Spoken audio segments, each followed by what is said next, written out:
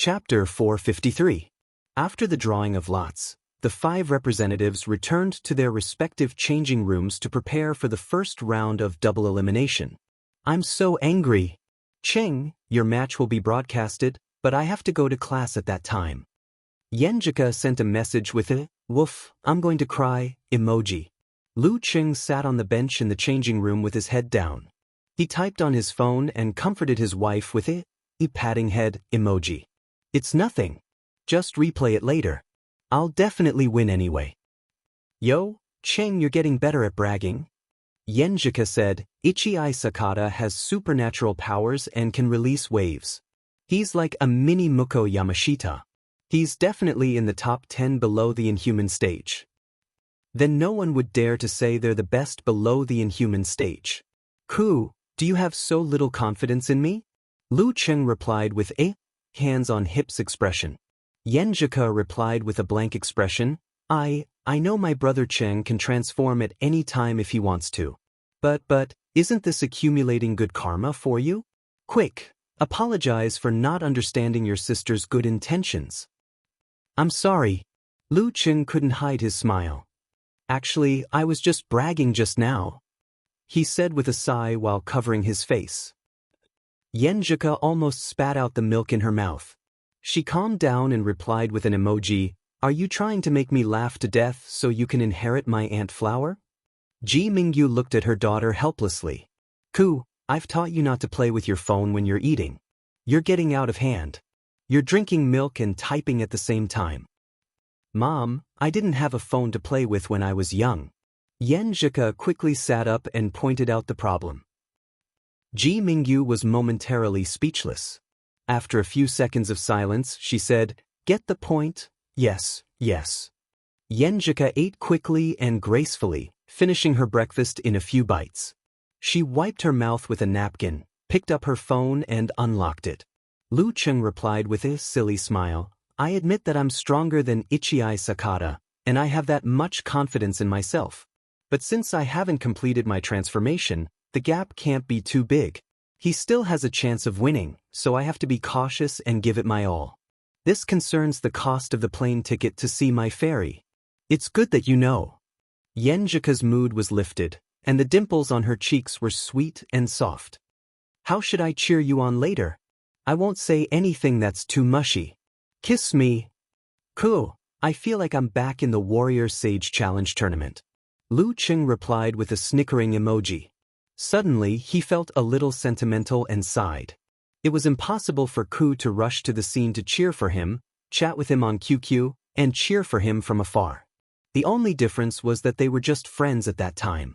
Their feelings grew bit by bit as they progressed. But now, they had made a lifelong commitment to each other, and they didn't want their feelings to fade. Yeah. Yenjika pursed her lips and suddenly became quiet. She paused for a moment and gently typed a few words. Cheng, I miss you. Looking at her own missed message, she paused for a few seconds before deleting it word by word. She was afraid that it would affect her husband's mood during the competition. Taking a deep breath, she replied with a blushing face. That's different. You earned money for yourself, but now you're here to see me. That's true. Lu Cheng suddenly felt a little more motivated. After chatting for a while, Yenjika began to tie up her hair, put on her glasses, packed her bag and prepared to leave the house. Lu Cheng lifted his head and saw Peng Liun leaning against the wall opposite him. His eyes were unfocused, and no one knew what he was thinking about. And Chaoyang's body moved slightly, and his head nodded slightly. He was quietly intoxicated by the melody in his headphones. Renli was holding her phone in her hand, playing a video of her opponent that she had found. Her eyes, however, were looking at the floor, admiring the floor tiles with unique and exotic patterns. A bunch of salted fish. Lu Cheng thought of this inexplicable phrase. He shook his head helplessly and flipped through the information on Ichii Sakata stored in his phone. At this moment, he heard 2 crisp claps. Zhong Ningtao clapped his hands, waking up the salted fish in front of him and attracting their attention. He cleared his throat and said, This is the semifinals of the national team. We've prepared uniform martial arts suits for all of you. Hurry up and change. There are only 15 minutes before the official start. You can stay in the locker room or go to the stands. Pay attention to the broadcast announcement and wait around the corresponding arena one round before the start. Renly, don't nod blindly. You have to follow me. Renly looked innocent. It's just a martial arts stadium. How can I not find an arena? Lu Qing held back his laughter and took the martial arts suit from the leader. There were 2 sets in total. They were the same design but different colors. They were to distinguish between the matches of the same country after the start of the top 16. One of them was plain white with a vertical red stripe from the shoulder to the waist. It looked like a ribbon. It was very cool. The other was red with golden stars. It was flamboyant. Lu Qing chose the first set. He changed in the bathroom and put on the training shoes that Wu Qinggui's company had made for him. They were white and eye-catching, with a unique design. Walking out of the bathroom, he saw Peng Liun and In Chaoyang had made the same choice as him. Renly preferred the red one. As for the martial arts shoes on her feet, they were all different. Shall we go to the stands? Asked Lu Qing, who was going to do a live broadcast with words and pictures. Sure. Renly rushed to answer, and then looked at the leader weakly. Let's all go. It's better to watch from the outside. Peng Liun looked at Zhong Ningtao with a smile. And Chaoyang nodded in agreement. Okay. Zhong Ningtao turned around and pushed open the door of the locker room. He then returned to Renly's side, not daring to be careless. The organizing committee had set aside several times the number of seats for the contestants to isolate them from the audience. This was to prevent any violent conflicts. Lu Qing and the others chose a place far away from the other representatives. Some were watching the opponents' videos, while others were contemplating their fighting strategies. Those who were prepared began to take pictures and send them to Yenjika and Unparalleled Dragon King. At this time, a live broadcast post had appeared in the Longhu Club forum. Unparalleled Dragon King posted Lu Qing's picture and the accompanying commentary. Thank you to the reporter Little Tiger for his report. If there are any more important matches that are not to be broadcast, he will give us a text broadcast. Applause required. Clap, clap, clap. Eternal Nightfall Yen Shaoling, who rarely came here, clapped first and sent a secretly observing emoji. Brahmin said enthusiastically, Little Tiger, have you seen my idol? Yes. Lu Qing glanced sideways at Peng Liun and caught a glimpse of himself in his unfocused eyes. Really? Quick, take a picture, and I won't make fun of you anymore. Brahmin said excitedly. I want to see Renly. Okamoto's fan said with a drooling emoji. Yes, take a picture of Peng Liun and In Chaoyang too. Unparalleled Dragon King added with great interest. This is a bit difficult. Lu Qing's mouth twitched. Looking around, he came up with a plan and said to Peng Liun and the others, let's take a picture together. And Chaoyang and the others agreed without hesitation. Lu Qing smiled and handed the phone to Zhong Ningtao. Leader, help us take a picture. Haha, a souvenir? Don't worry, with your qualifications and progress, there will be plenty of opportunities to fight side by side in the future. Zhong Ningtao said with a smile. He took a few steps back and adjusted his pose like a professional. Click, click, click. After a few flashes, he returned the phone to Lu Qing. Take a look and see what you think. We'll do it again if it doesn't work out. Not bad, much better than me taking it myself. Lu Qing chuckled and glanced at the photo effect. He realized that he, Peng Liun, and In Chaoyang were all aliens who stiffened when they were photographed. Renly, on the other hand, had a gentle smile that hinted at heroism and was extremely photogenic. He first sent the picture to Ku, and when she laughed at him, he shared it with the other protagonists. Finally, he put it in the live post. Hey, did you rush in front of them to take the picture? Unparalleled Dragon King and the other onlookers realized something was wrong. Careless. Lu Qing covered his face and said with a funny face, Yeah, that's how professional I am. I admire you, Little Tiger, patting shoulder. Wanton Seller, praised. Yen Shaoling said with a starry-eyed expression, Go on, Little Tiger. I can call you brother, father, and grandpa. As your relative, my seniority will be lowered sooner or later. Lu Qing said with disdain. Brahmin said with a rolling on the ground expression, I envy you. I envy you so much. Lu Qing didn't say anything else. He spent most of his energy watching the competition and sharing it with Yenjika. He only took pictures and commentated when there was a lack of live broadcasts. Occasionally, he would exchange views with Peng Liyun, Rin Li, and In Chaoyang to summarize their judgments. This made unparalleled Dragon King exclaim that Little Tiger looked so professional that he could be a commentator. Sometimes, his judgment was even better. I'm not fighting alone. Lu Qing replied. During this process, Peng Liyun and Rin Li fought one after another. Under the circumstances where their opponents weren't at the peak of sixth pin, they won without shedding a drop of blood. However, the fierceness of Xingxiang's boxing left a deep impression on Lu Qing and the others. Miluo and Southern Zhang's boxing were similar, but the former was more aggressive and better at using their legs. The latter was more like an assassin style, vicious and vicious. Not long after, and Chaoyang took the stage. Under the circumstances where he didn't have much of an advantage, he fought for more than 10 minutes and finally defeated his strong opponent from Southern Zhang. He fully experienced the cruelty of Zahi boxing. The first round of double elimination matches was coming to an end. Lu Qing said he had something to attend to in the forum, stood up, and walked to the central arena. His match was about to begin, and there was a live broadcast. In the Japanese representatives area, Ichii Sakata took a deep breath and stood up slowly with a solemn expression. Kaori Karasawa and Muko Yamashita, who had finished their matches, also looked over. Don't be afraid. Don't be afraid. The Japanese team leader solemnly said to Ichii Sakata. Yes. Ichii Sakata bowed deeply and turned to walk to the arena. P.S. My trip is over and I'm returning today. The second update is at midnight. If I don't update on time, it means my flight was delayed and I have to take a break. I'll start updating tomorrow. PS2, I've been updating on time for the past few days. Even I'm scared of it. Chapter 454. How infuriating! Little Tiger actually dropped the ball at such a crucial moment. Banging the table expression, commented Brahmin in the Longhu Club forum.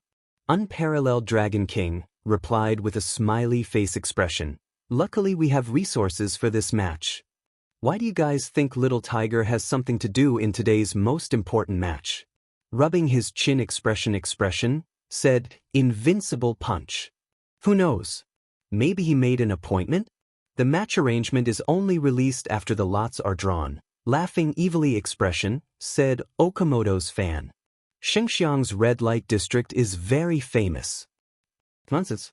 Little Tiger went with his girlfriend. Can't he have something to do at the last minute? Wonton Seller stood up to uphold justice. Just as everyone was discussing and speculating, Unparalleled Dragon King reminded them, it's almost time. Ichii Sakata has both supernatural abilities and realms. For Lu Qing, he's a rare opponent below the inhuman stage. Everyone quickly shifted their attention back to the match. When Lu Qing was about to reach the arena, he suddenly heard a special notification from his phone. Picking it up, it was a 2-second voice message from Yenjika. He clicked on the play button and put it next to his ear. He heard a soft pop sound. It's really a kiss. Lu Qing was stunned at first, but soon burst into laughter. He replied with a kissing emoji, handed his phone and wallet to the competition supervisor, and walked up the stairs. Step by step, he settled down his joy, stirred up his blood, and trembled slightly. He was just right. Standing in the middle of the arena, he stood with his feet slightly apart. Gazing into the distance, he watched as his opponent approached quickly. Ichii Sakata, with his blonde hair, seemed to have sensed something. His footsteps slowed down, and in the end, it was as if he was facing a gale or breaking through the waves. It was heavy and difficult. His back was straight, without the slightest bend. His face was brimming with fanaticism, like a soldier about to launch a pig strike or kamikaze attack. 1 step, 2 steps. Ichii Sakata stepped into the arena and stood at the predetermined position, facing Lu Qing from a dozen meters away. As expected of a Japanese samurai who emphasizes willpower and spirit, Lu Qing dispersed the army formula in his mind and retracted his released aura, turning it into a towering, sacred mountain in the blizzard. He had just tested his opponent a little, using the terrifying aura of the army formula that he had mastered over the past 2 months to suppress Ichii Sakata from afar. He wanted to disturb his mind and destroy his will to test his strength, but it was to no effect. Over the past 1 to 2,000 years, Japan had been deeply influenced by China. This could be seen from various aspects of society, including martial arts. However, under the influence of Japan's characteristics and ethnic habits, they developed different things. For a country that often suffered from earthquakes and typhoons and was short on resources, life was short and easy to lose. It was better to pursue the brilliant blooming of cherry blossoms. Therefore, they paid more attention to the spirit and will in martial arts. After the initial tempering of the physical body, they were not like the Hua nation, where the will controlled the spirit and the spirit controlled the body and gradually became one. Instead, they directly used strong and extreme will to create corresponding changes and produce unique waves. Then, they used this to stimulate the body and burst out with terrifying power and exaggerated speed. Among them, the Limit Hadu sect was a classic example. Lu Cheng controlled his body with willpower and spirit, and through the bridge of visualization, he wriggled his muscles, fascias, and organs to produce unique waves to complete the cultivation of force and create certain effects. The Limit Hadu sect used extreme willpower, such as anger or killing intent, to naturally change the body and produce corresponding waves. Then the waves could be used to stimulate the body or attack the enemy. In other words, they hadn't reached the stage of force concentration. When the waves turned into the body's instincts and truly mastered the wave, they would be considered to be at the inhuman stage. Before reaching this stage, Japanese samurai tended to age prematurely due to their crazy training methods that didn't care about their bodies. Moreover, if their spirit broke down, their strength would plummet. As for the dance stage martial artists of China, even if their willpower was worn down and they were no longer their original selves, they wouldn't regress like a cliff. This was because at that stage, they were already balanced in all aspects. Their material foundation wouldn't suddenly collapse. At most, they would stagnate or experience a slight drop in strength. All sorts of thoughts flashed through Lu Cheng's mind. He saw Ichii Sakata bowing to him with a solemn expression. He returned the greeting with his hands cupped together. At this moment, the referee raised his right hand and announced in English, "Begin." In an international competition, the language barrier meant that conversation time lost its stage. If Lu Cheng hadn't been watching the competition for a long time and was mentally prepared, he might have been at a disadvantage. "Begin." Just as the referee finished speaking, a faint white glow appeared on Ichii Sakata's body. A deep tiger's roar reverberated in the air. With his palms facing each other, he placed them at his waist. As his body swayed, he pushed his shoulders forward and extended his arms, setting up the cannon barrel. His palms opened as though they were the maw of a real dragon. He spat out a ball of white light at Lu Cheng. Extreme Hadu Sect, Dragon Roar Hadu Punch. At the same time, Lu Cheng took a step forward, arched his body forward, and lowered his arms. With a hook and a shake, he sent out a cluster of drifting white cold flames and a brutal fireball at his opponent. Burning ice and fire. Boom! Red flames and white light shone at the same time, neutralizing each other and stirring up a gust of wind. Ichii Sakata seemed to have been prepared. The moment he unleashed the Dragon Roar Hadu Punch, a fanatical look appeared on his face. He stomped on the ground and leaped a dozen meters into the air, landing in front of Lu Cheng in an instant. Extending his right hand, he turned it into a palm knife. Using the momentum of his fall, he viciously chopped at his opponent's neck, leaving behind a trail of faint white light. Extreme Hadu Sect, Tiger Electric Slash. Lu Cheng didn't panic. Placing his feet together, he swung his shoulders and raised his right fist to meet his opponent's chop. Bam! Striking the edge of the palm, Ichii Sakata's body trembled slightly. He swung his arm back slightly, then swiftly turned soft and coiled around Lu Cheng's wrist like a python. Flicking his waist and back, he whipped out his left leg in midair, leaving a trail of white light that went from bottom to top. It was an exceptionally ferocious attack. Extreme Hadusect, razor, paired with soft throw. One kick and one coil, leaving the opponent distracted. This martial art included not only striking techniques, but also throwing techniques. Ignoring Ichii Sakata's grab, Lu Cheng adjusted his muscles, fascia, and organs in a flash, visualizing streaks of cold, crystal clear, but lonely and dark. Ice Spirit Holy Light Portrait. After this period of hard training, he had already made some progress and could barely visualize the Frost Force to the Ice Spirit Force. Bam! The cold wave condensed into a ray of light that shot out from Lu Cheng's waist along with his fist. Bam! A fist shrouded in cold mist blocked Ichii Sakata's razor, while Ichii Sakata's right hand had already wrapped around Lu Cheng's wrist. However, the spot he touched was slippery ice, and he couldn't exert force on it. Ice Sect, 15th move, Ice Armor. Just as Ichii Sakata quickly adjusted, stimulating his body with feverish Hadu in an attempt to break through the layer of ice, he suddenly felt an indescribable chill seeping into his left leg where Lu Cheng's fist collided. He lost all feeling in his leg, and some white frost formed on his trousers. His lips turned blue. Ignoring the danger, he used the stimulation to forcefully twist his waist and kick again, using offense as defense. Bam! Ichii Sakata's right leg swept horizontally, continuing the razor stance from before. Extreme Hadusect, Whirlwind Kick. Lu Cheng sensed it.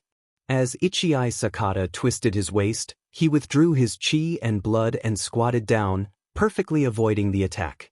Bam! The Dan force in his body surged. Stretching his body, his arms expanded, and his right palm shot upwards like a cannon. Bam! White ripples flashed across Ichii Sakata's body, and his right leg strangely stopped moving. Straightening his leg, he chopped downwards like a battle axe. Bam! Fist and leg collided at high speed, momentarily freezing in midair. The exaggerated muscles and shocking lines were clearly visible. Thump, thump, thump. Lu Cheng took 3 steps back, while Ichii Sakata flew backwards without any leverage. Kacha! Lu Cheng exerted force on his feet, shifting his center of gravity, and pounced forward swiftly, like a ferocious beast that had locked onto its prey. In his mind, he visualized Ice Spirit Holy Light, which was boundless darkness without a trace of heat, and instantly transformed it into dense thunderclouds. Ice Spirit Force's version of Severe Warning. Ichii Sakata had just landed when he saw his opponent pouncing at him. Not daring to be careless, he let out a low growl and swung his right fist. As his fist moved forward, his body rapidly emitted a thick white light. The light rose into the shape of a dragon and a tiger. Like a flame, it instantly ignited Ichii Sakata, turning him into a huge Hadu, which struck towards Lu Cheng amidst the roars of dragons and tigers. Ultimate Hadu Sect's killer move, Roaring Dragon and Tiger Mighty Punch. This was originally the ultimate move of a samurai who had truly mastered Hadu, but Ichii Sakata was able to use it at his current level by relying on his supernatural ability. Bam! Lu Cheng's crystal-frosted fist struck the huge white light. His opponent's strength was terrifying and domineering, coupled with the burning flames and the violent explosion. He couldn't help but take a few steps back, leaving a footprint and a crack in his body. After a few steps, he finally calmed down, but his right arm was still trembling uncontrollably. Ichii Sakata didn't pursue. He stood rooted to the ground, allowing the white light to dissipate bit by bit, revealing his body. Shivering, his eyes lost focus and his consciousness blurred. His dyed yellow hair was covered in ice shards. At this moment, Lu Cheng raised his hand and formed a seal, outlining an ancient character in his mind. "All right," he said in a low voice, his body leaving afterimages as he sprinted towards his opponent. In the Japanese delegation, Muko Yamashida's pupils shrank. "Piss, damn it, I'm stuck. I was supposed to write 6,000 in 4 hours this afternoon, but I only managed to write 3,000. There will be a second update at 12. I'll start making up for it tomorrow." Chapter 455. He was surrounded by darkness. There was no light, no warmth, and even the concept of cold was lacking, let alone sound and color. This was where Ichii Sakata wandered aimlessly. It was only when he began to struggle in his heart and was alerted by his own will and spirit that he was jolted awake.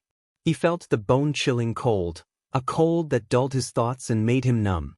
Not good. Ichii Sakata's heart suddenly felt a sense of danger. He finally saw the light in front of him, and saw an opponent that appeared in a flash. Am I going to lose the match and lose all my honor and expectations?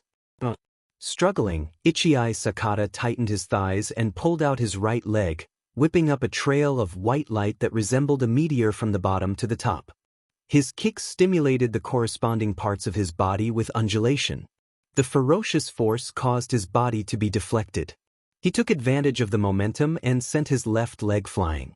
Alternating between his legs, he created a bright white whirlwind. Bam bam bam. Crisp sounds rang out continuously, almost converging into a single sound. The white undulation dispersed, opening a path for the whirlwind kick. At the critical moment, Ichii Sakata unleashed an astounding force. Lu Cheng had just closed in when he was met with this ferocious counterattack. He lowered his center of gravity and stopped abruptly. In his mind, he visualized a heavy scorching sun and the god of fire riding a red dragon. His waist and abdominal muscles bulged and his fascias on both sides pulled together. With a burst of his shoulders, he punched forward with his right fist. Bam! In the process of passing through the airflow, his fist seemed to be ignited by a layer of invisible flames that flickered unsteadily. Boom! His fist hit the air and the scarlet flames exploded, spreading forward and setting off a terrifying wave of fire. Amidst the loud boom, the layers of white light were swallowed up by the crimson sea of fire, while Ichii Sakata's feet kicked the sea of fire away, clearing the area around him. Bam! Lu Cheng's arm joints flexed and his fascia stretched. He punched his opponent's foot for the second time, stopping his chain of kicks. The force rebounded and his right arm swung. Lu Cheng's chi and blood retracted and fluctuated. His left arm swelled and flung out, transforming into a large spear that pointed at Ichii Sakata's body. Bam! Ichii Sakata's right arm glowed and swelled to twice its original size. He slashed down vertically, hitting his opponent's fist in time. Then, as his body swayed backwards, his hand blade lowered and dragged, cutting into his opponent's fascias. However, Lu Cheng withdrew his fist as soon as it made contact. Borrowing strength, he returned it to his lower abdomen and kicked out with his right foot. Bam! Bam bam bam! After gaining the upper hand in one move, he immediately suppressed his opponent. 24 blizzard strikes, combined with the seemingly inexhaustible force concentration, launched a series of frenzied attacks. The more he fought, the fiercer and stronger he became. Ichii Sakata couldn't break free from the extreme Hadusect karate moves even after using several extreme Hadusect karate moves. He was forced to use the Hadu to stimulate his body, sometimes retreating and struggling to hold on. His heart skipped a beat. What he was feeling wasn't an illusion. There really was a cold wind blowing around him. Snowflakes fell and melted in an instant. He's about to transform. Peng Liyun murmured thoughtfully, no longer in a daze.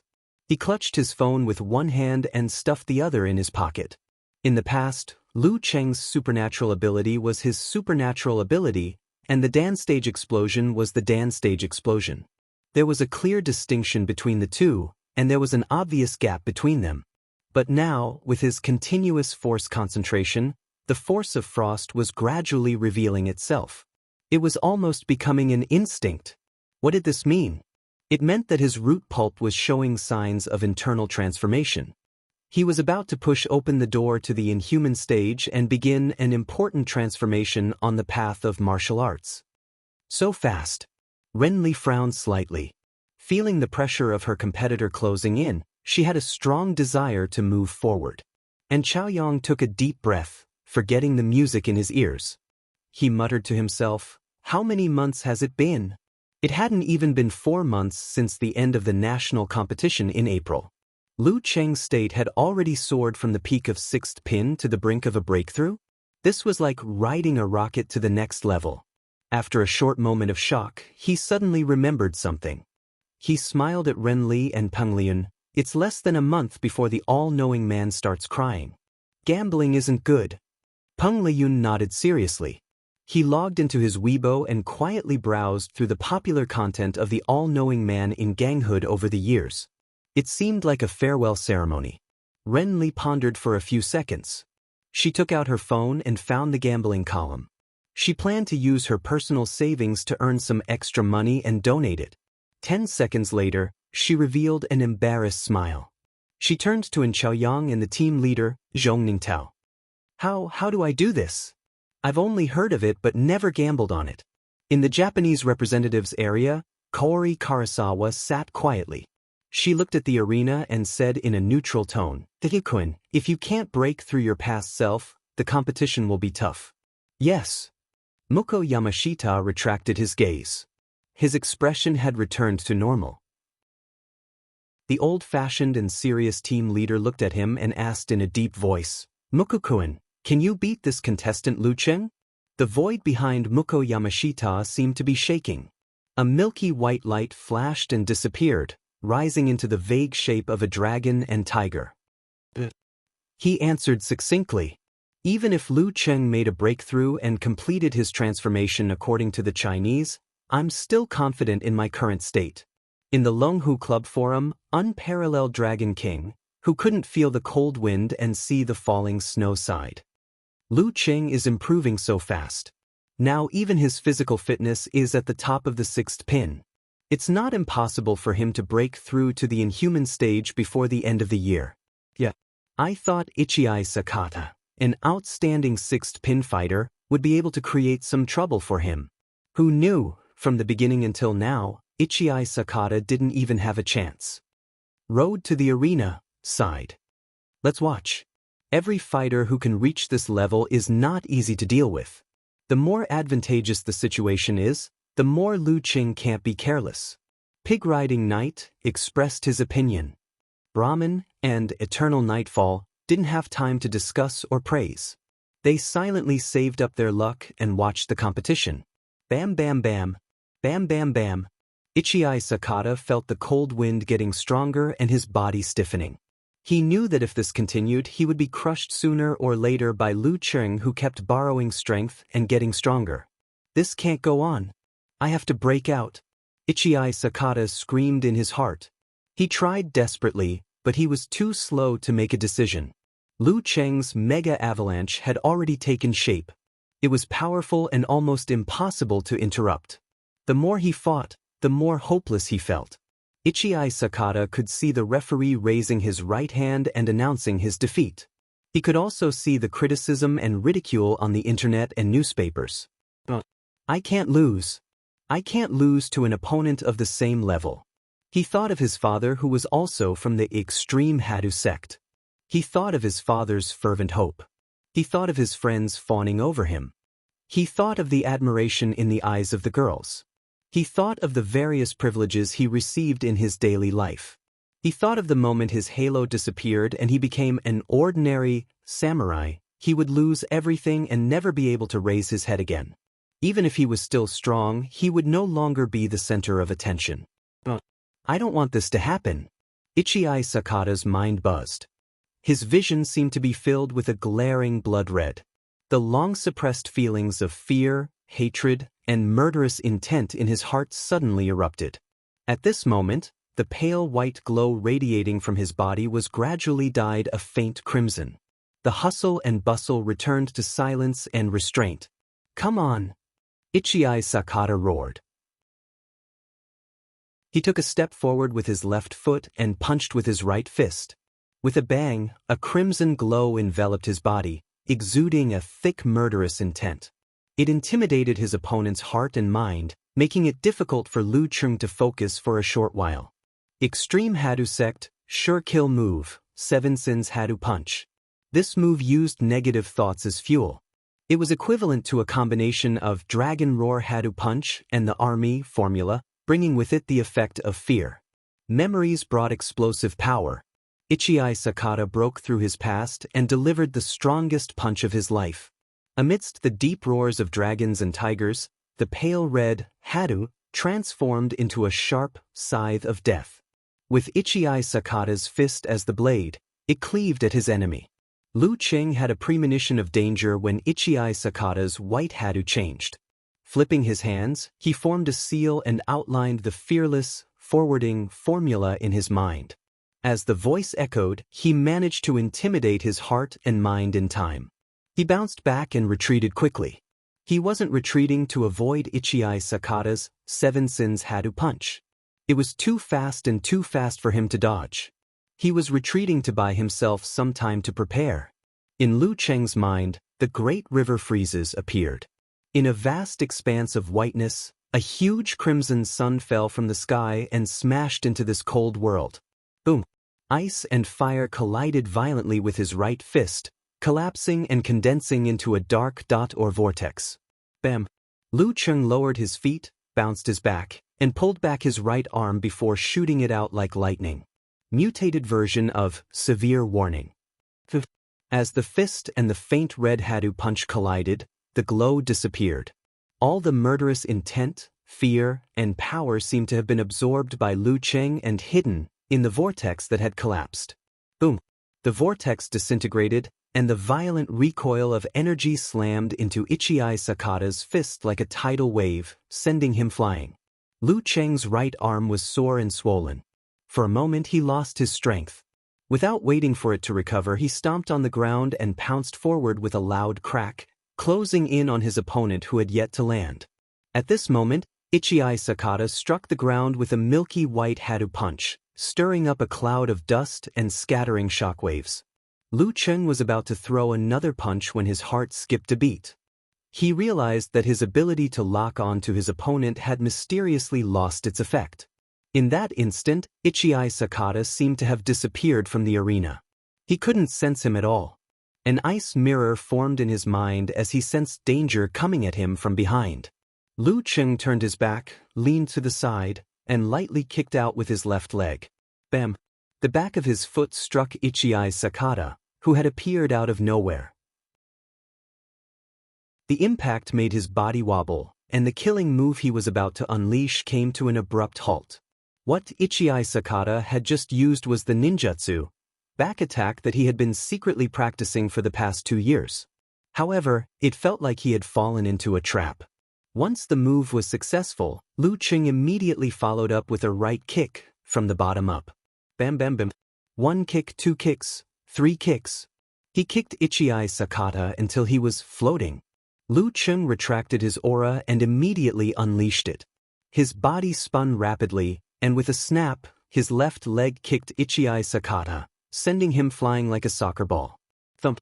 Ichiai Sakata lost his balance and fell heavily. Then he heard the ancient sound of the word, attainment, and saw Lu Cheng's white martial arts shoes stop beside his ear. The referee raised his right hand and announced in English, "Lu Cheng wins."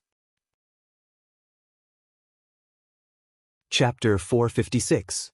Lu Cheng wins. The unfamiliar voice echoed in his ears. Lying on the ground, Ichiai Sakata's mind went blank, forgetting to stand up. It was as though he had returned to his home, to the days he felt when he woke up every afternoon. I did my best and broke through the past, but I still lost the match. Lu Cheng's shoes were undamaged.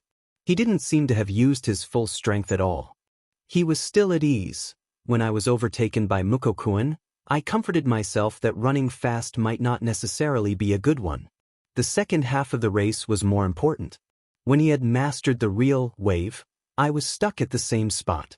I comforted myself that I was invincible below this level, I was the strongest, and I would definitely be able to advance in the future, but now, facing a 20-year-old opponent of the same level, I lost so pathetically and powerlessly. What else could I use to comfort myself? Lu Cheng withdrew his hand and coughed, waking Ichiai Sakata up. Ichiai Sakata stood up, his eyes full of confusion and frustration. With only a few Japanese words, Ichiai Sakata couldn't communicate, so he didn't bother to say more. He cupped his hands and whispered in his mother tongue, "Thank you." Japanese samurai valued etiquette above all else. He couldn't embarrass his country in this aspect. Ichiai Sakata returned the salute with a bow out of habit. He turned around and walked down the ring with hazy footsteps, completely ignoring the pain in his arms. He had used ninjutsu, back attack in a desperate situation, and his lower body was unsteady. Coupled with the recoil damage from the mutated version of Severe Warning, even though he had been able to block Lu Cheng's consecutive kicks, he was still floating in the air. His arms were almost broken or cracked. Lu Cheng wasn't interested in Ichii Sakata's journey or behind-the-scenes story. He even forgot to greet the audience and rushed down the stone steps to find the competition supervisor. After retrieving his wallet and phone, he unlocked the screen and sent a message to Yenjika. I won. At this moment, Peng Liyun, Rin Li, and An Chaoyang, who had raised their right hands to congratulate Lu Cheng, withdrew them awkwardly. They pretended to look around and commented on the matches in the other arenas. Yenjika seemed to have been waiting. Soon she sent a surprised emoji. 3.5 minutes. Ichii Sakata lives up to his name. Pfft, I'll be proud if you flatter me like this. Lu Cheng smirked and sent a picture with an expression similar to his own. What Ku was implying was that those who could last more than 1 or 2 minutes against her were the best of the best among the 6th pin. Yenjika sent an emoji of covering her mouth and laughing. Hehe, please call me professional orange bragger. Alright, now we can focus on class. Lu Cheng put away his phone and returned to the stands. He was in a good mood and gave Peng Liyun and Chaoyang, Rin Li, and Zhong Ningtao a high five. The expressions of my teammates are a bit strange. What's wrong? Lu Cheng asked in confusion. Nothing. Peng Liyun's gaze continued to wander. And Chaoyang did not look sideways and focused on the song. Ren Li lowered her head and seriously studied the problem of how to bet. In the Longhu Club forum, Unparalleled Dragon King commented with a comical expression. I'm browsing the Japanese forums. It's so fun to read their comments. You know Japanese? Hurry up and translate it. Let me see how they flatter you. Eternal Nightfall, Yen Shaoling deliberately sent an emoji. Let's wait. Brahmin quickly replied. After a while, Unparalleled Dragon King began to translate the comments one by one. Ichii Sakata has really become an ordinary person. Ichii-kun actually performed above his usual standards but still failed. He didn't stand a chance from the beginning to the end. Only when he unleashed the 7 Sins kill was a surprise and hope, but it didn't have any effect. Idiot! Why would idiots like Ishihara from the Martial Arts Association give 4 wild cards to China? That Lu Cheng was already very famous last year. I've even seen his name here. I feel like he's a genius even better than Mukokuen. I heard that China has many geniuses on the same level as him. All the contestants this time are of the same level. After all, it's an ancient country full of history. We can only look forward to Kaori-chan and Mukokuen. Kaori-chan is the best. The Japanese are quite cultured. They didn't show any sour expressions. One Nanseller said, laughing with arms akimbo expression. Eternal Nightfall, Yen Shaoling played dumb and said, although I don't understand what they're saying, it still feels good. There's nothing happier than the defeat, praise, and envy of the enemy. Little dragon, I'll leave the important task of translating such comments to you. Patting shoulder emoji, said Brahmin excitedly. After browsing through the content of the live stream post, Lu Cheng felt even better. He didn't appear again. After the first round of the double elimination competition ended, he and his teammates went straight back to the hotel. Standing in front of the window of the room on the top floor, he looked at the bright lights that symbolized human civilization and waited for the next round, full of ambition. Picking up his phone, Lu Cheng shared his feelings with his wife. At the end of it, he replied, "There's a prize for entering the top 16. Yenjika was in class and couldn't reply in time. Lu Cheng waited for a while but didn't hear the special reminder. He unlocked the screen subconsciously and wanted to send another message. But after he finished typing, he thought that sending too many messages would affect the girl's study, so he restrained himself and deleted the content he had written word by word. After washing up, Lu Cheng turned off all the lights and lay on the bed in the quiet darkness, looking for something to do to pass the time. After seeing Fatty Jiang crying about being hungry for supper, He kindly sent the Xinjiang food map that he had stolen in the past few days to his best friend. "You're so mean. I've decided to go out and eat Old Lou's barbecue. I'll take a picture for you later." "You're welcome." Jiang Fei sent a "come on, let's hurt each other" emoji. "Pinch the fat on your body and touch your bulging belly. Doesn't your conscience hurt?" Lu Cheng scolded, "Besides, I'm going to sleep. I can't see what you send." Manual smiley face emoji. While dealing a blow to Fatty Jiang, Yanzhika replied to Fatty Jiang's previous message. "I'll wait for you to treat me to a big meal with the prize money. By the way, Empress Dowager will be back in China around the 14th of September. Okay." Lu Cheng quickly changed the app and booked a flight to America on the 14th of September. He sent a screenshot to Yanzhika. "I really want to tear up a dozen pages of the calendar."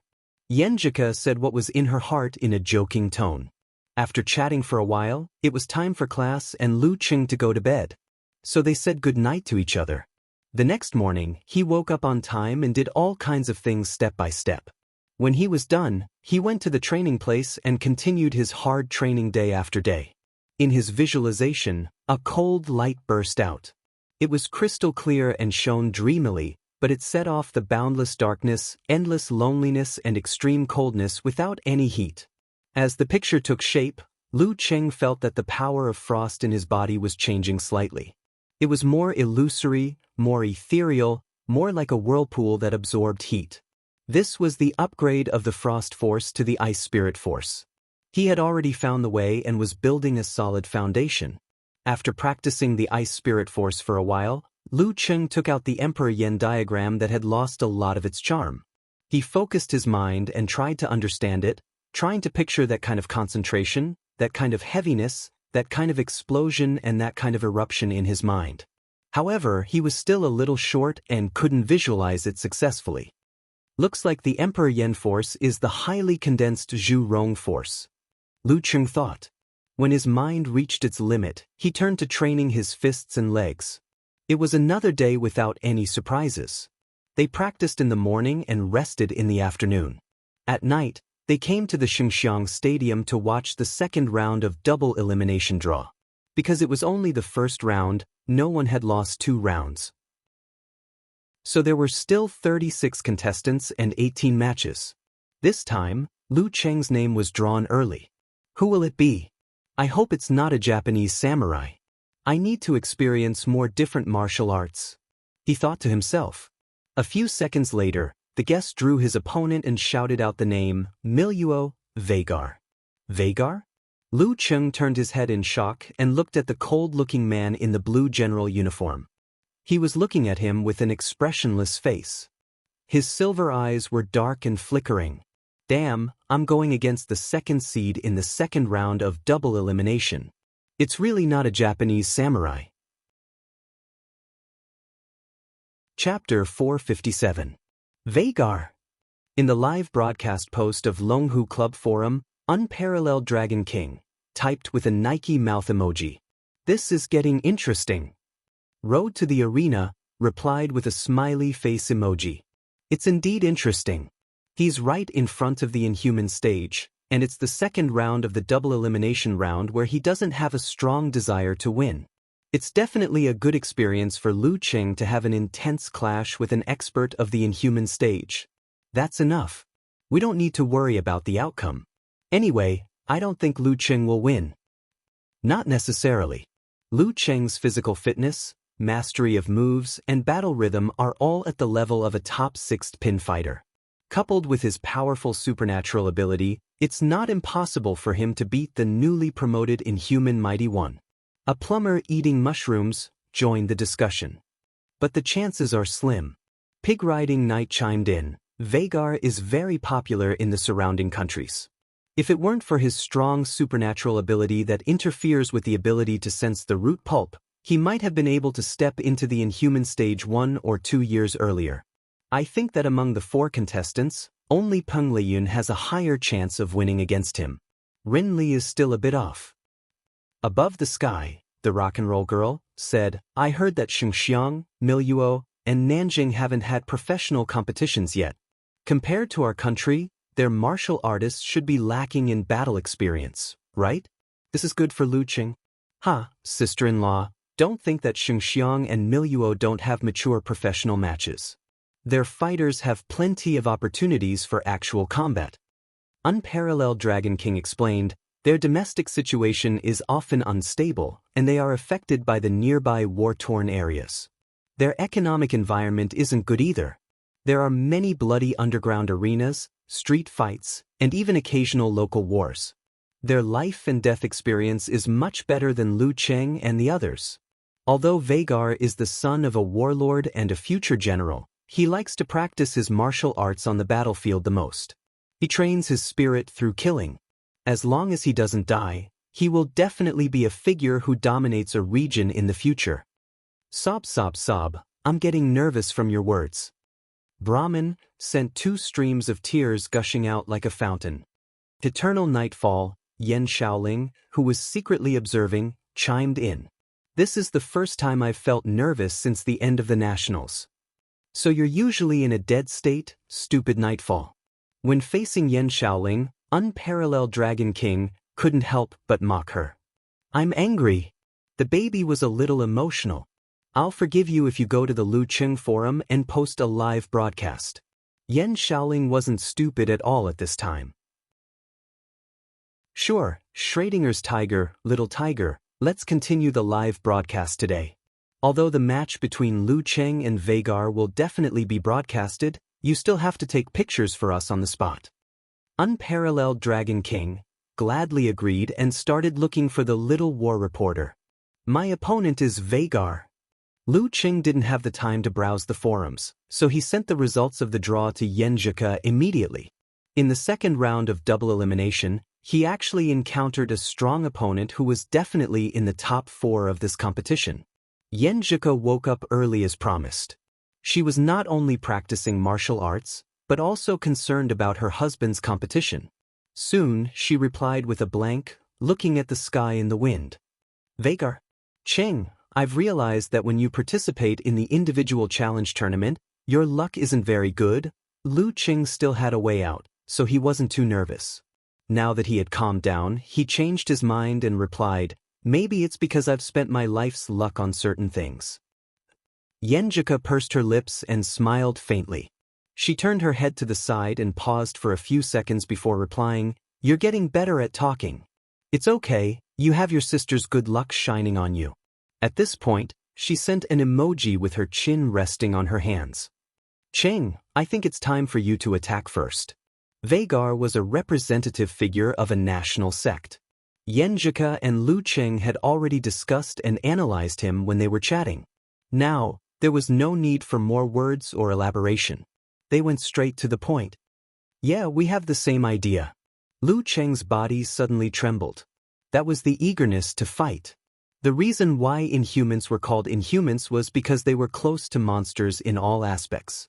Lu Cheng's current insane physical strength could only be said to not be at a disadvantage in front of mighty ones of this level. If he were to engage in a protracted battle or a battle of attrition, he wouldn't stand a chance. On the contrary, it would be easier for his opponent to suppress him by relying on his realm and strength advantage. The best way to win against a strong opponent like Vagar was to use the 3 axes of Qing Yaojin to gain the upper hand and put his opponent at a disadvantage for a short period of time. Then, he would seize the opportunity to find a way to win and end the battle quickly before his opponent could show his strength. Be it China, Japan, Miluo, Old Europe, or New America, all the martial arts combat systems were essentially the same at the critical junctures. For example, the Inhuman's root pulp would mutate to a certain extent due to cultivation, and the body would undergo a metamorphosis. As for how to cultivate, that would be up to each individual. Miluo, for example, blended the 2 martial arts philosophies of China and Polo. Under the influence of years of war, they developed a unique cultivation system. Through perverse polishing and tempering of the body, they would stimulate their potential and awaken the natural treasures of the human body. They would slowly guide the root pulp and gradually mutate. Xinjiang and Nanjing were similar. Therefore, if the martial artists of these countries couldn't reach the inhuman level, they would be miserable in middle age. Due to overdraft and old injuries, they would be tormented by illness and pain. Most of them wouldn't live past 50. If the environment was stable and the economy was good, there would be fewer people practicing such martial arts. Unless they were desperate, they wouldn't choose it. However, in Xinjiang, Miluo, and Nanjing, the economy was poor, the situation was chaotic, and the unemployment rate was high. People who were so poor that they wouldn't live past 50 could be found everywhere. Given such an opportunity to change their fate, they would definitely grab it. Lu Cheng remembered a scholar who had studied such situations and published a book called The Influence of the Geographical Environment on the Martial Arts System. While he and Yenjika were discussing how to fight Vagar, Peng Liyun was drawn to face the 8th seed of the competition, a top-notch 6th pin with a strong psychic supernatural ability, Li Shaokong of Nanjing. Everyone's luck isn't so good today, Peng Liyun said with a smile as he played with his phone. While he was talking, Renli drew the Japanese fighters except for Kaori Karasawa, Muko Yamashita, and Ichii Sakata. A few seconds after he finished, An Chaoyang was also drawn. His opponent was a strong fighter from Miluo who had the strength of a top-notch 6th pin. Lu Cheng looked deeply at Peng Liyun and nodded solemnly. No, it's just the two of us. After that, they looked at each other and smiled. They weren't upset or angry. In fact, they couldn't wait to drag their opponent into the ring. Not long after, Lu Cheng's match against Vagar was about to begin as he had been drawn earlier. At this moment, he saw the request from Unparalleled Dragon King. After thinking for a while, he turned to Peng Liyun, Rin Li, and An Chaoyang. Can you help me take a picture later? Compared to Zhong Ningtao, he trusted Peng Liyun and the rest more. This was probably the appreciation of martial artists.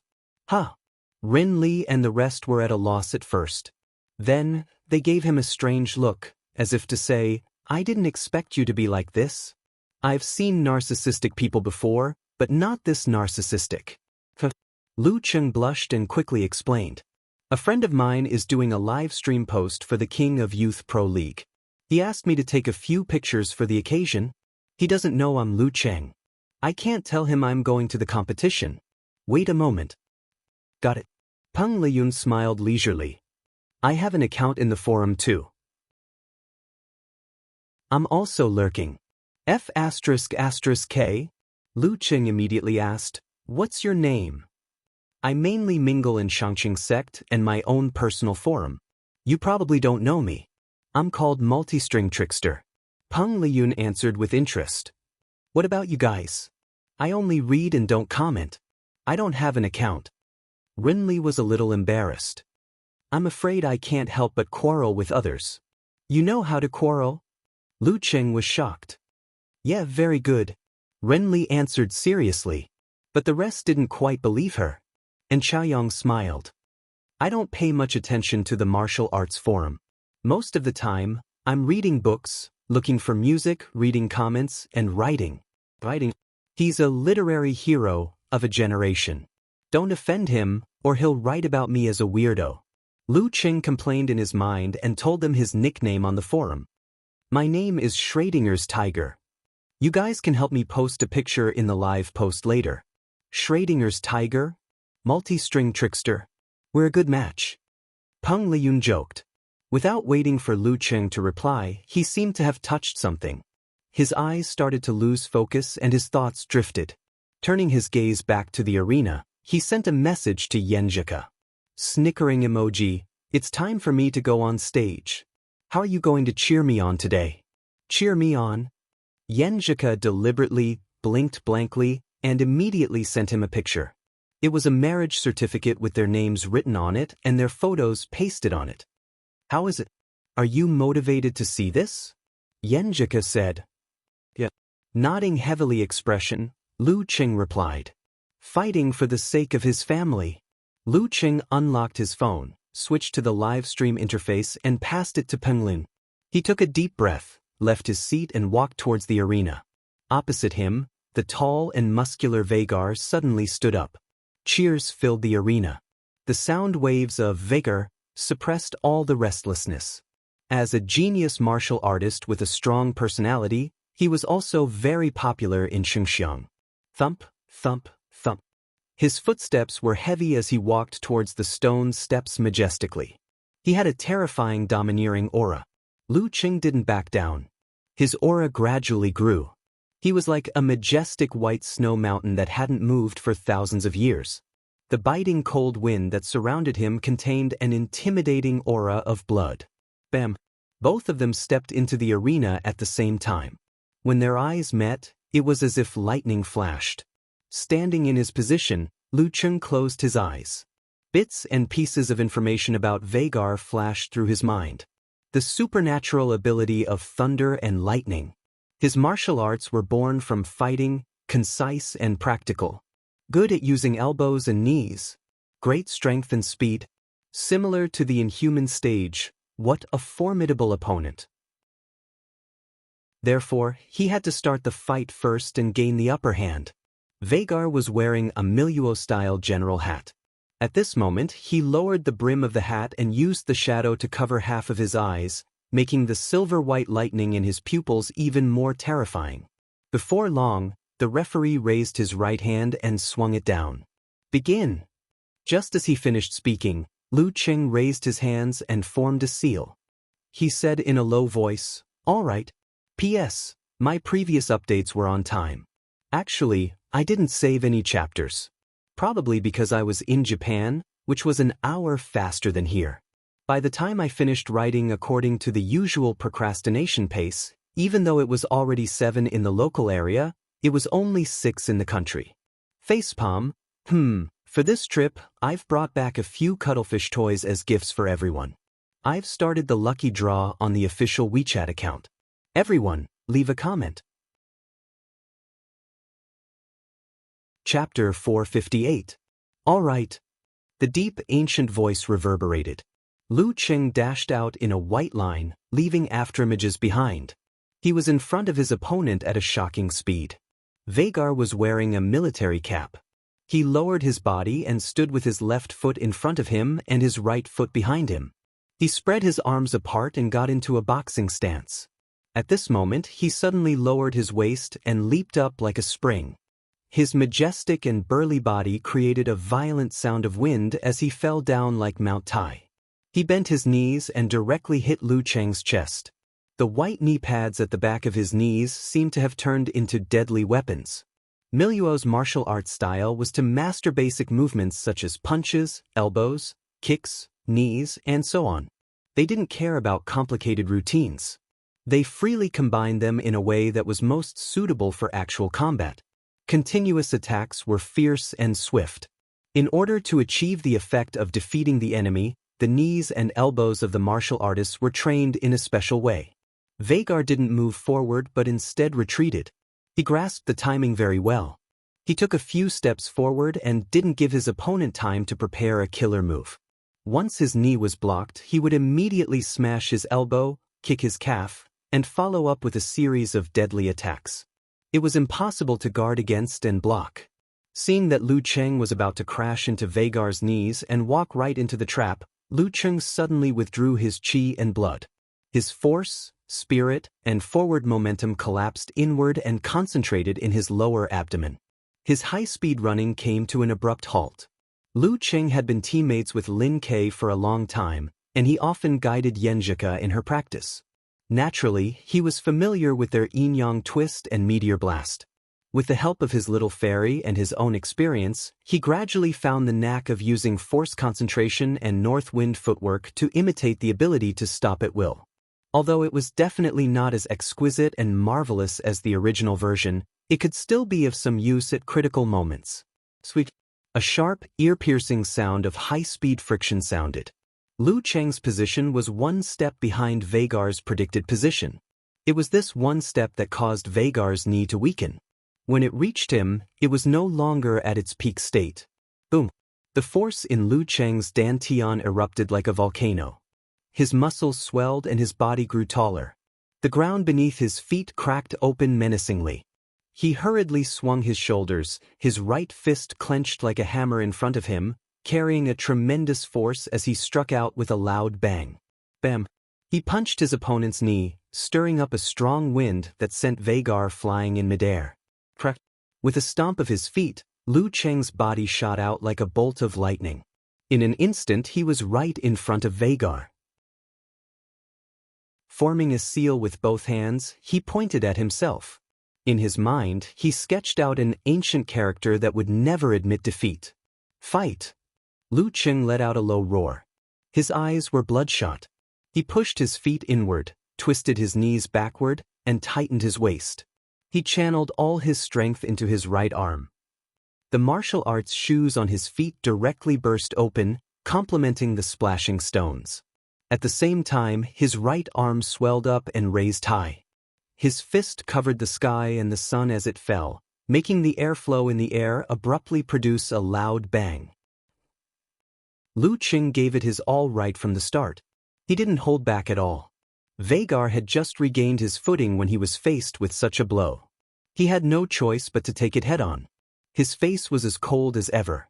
His big-brimmed hat was lowered. His eyes shone brightly.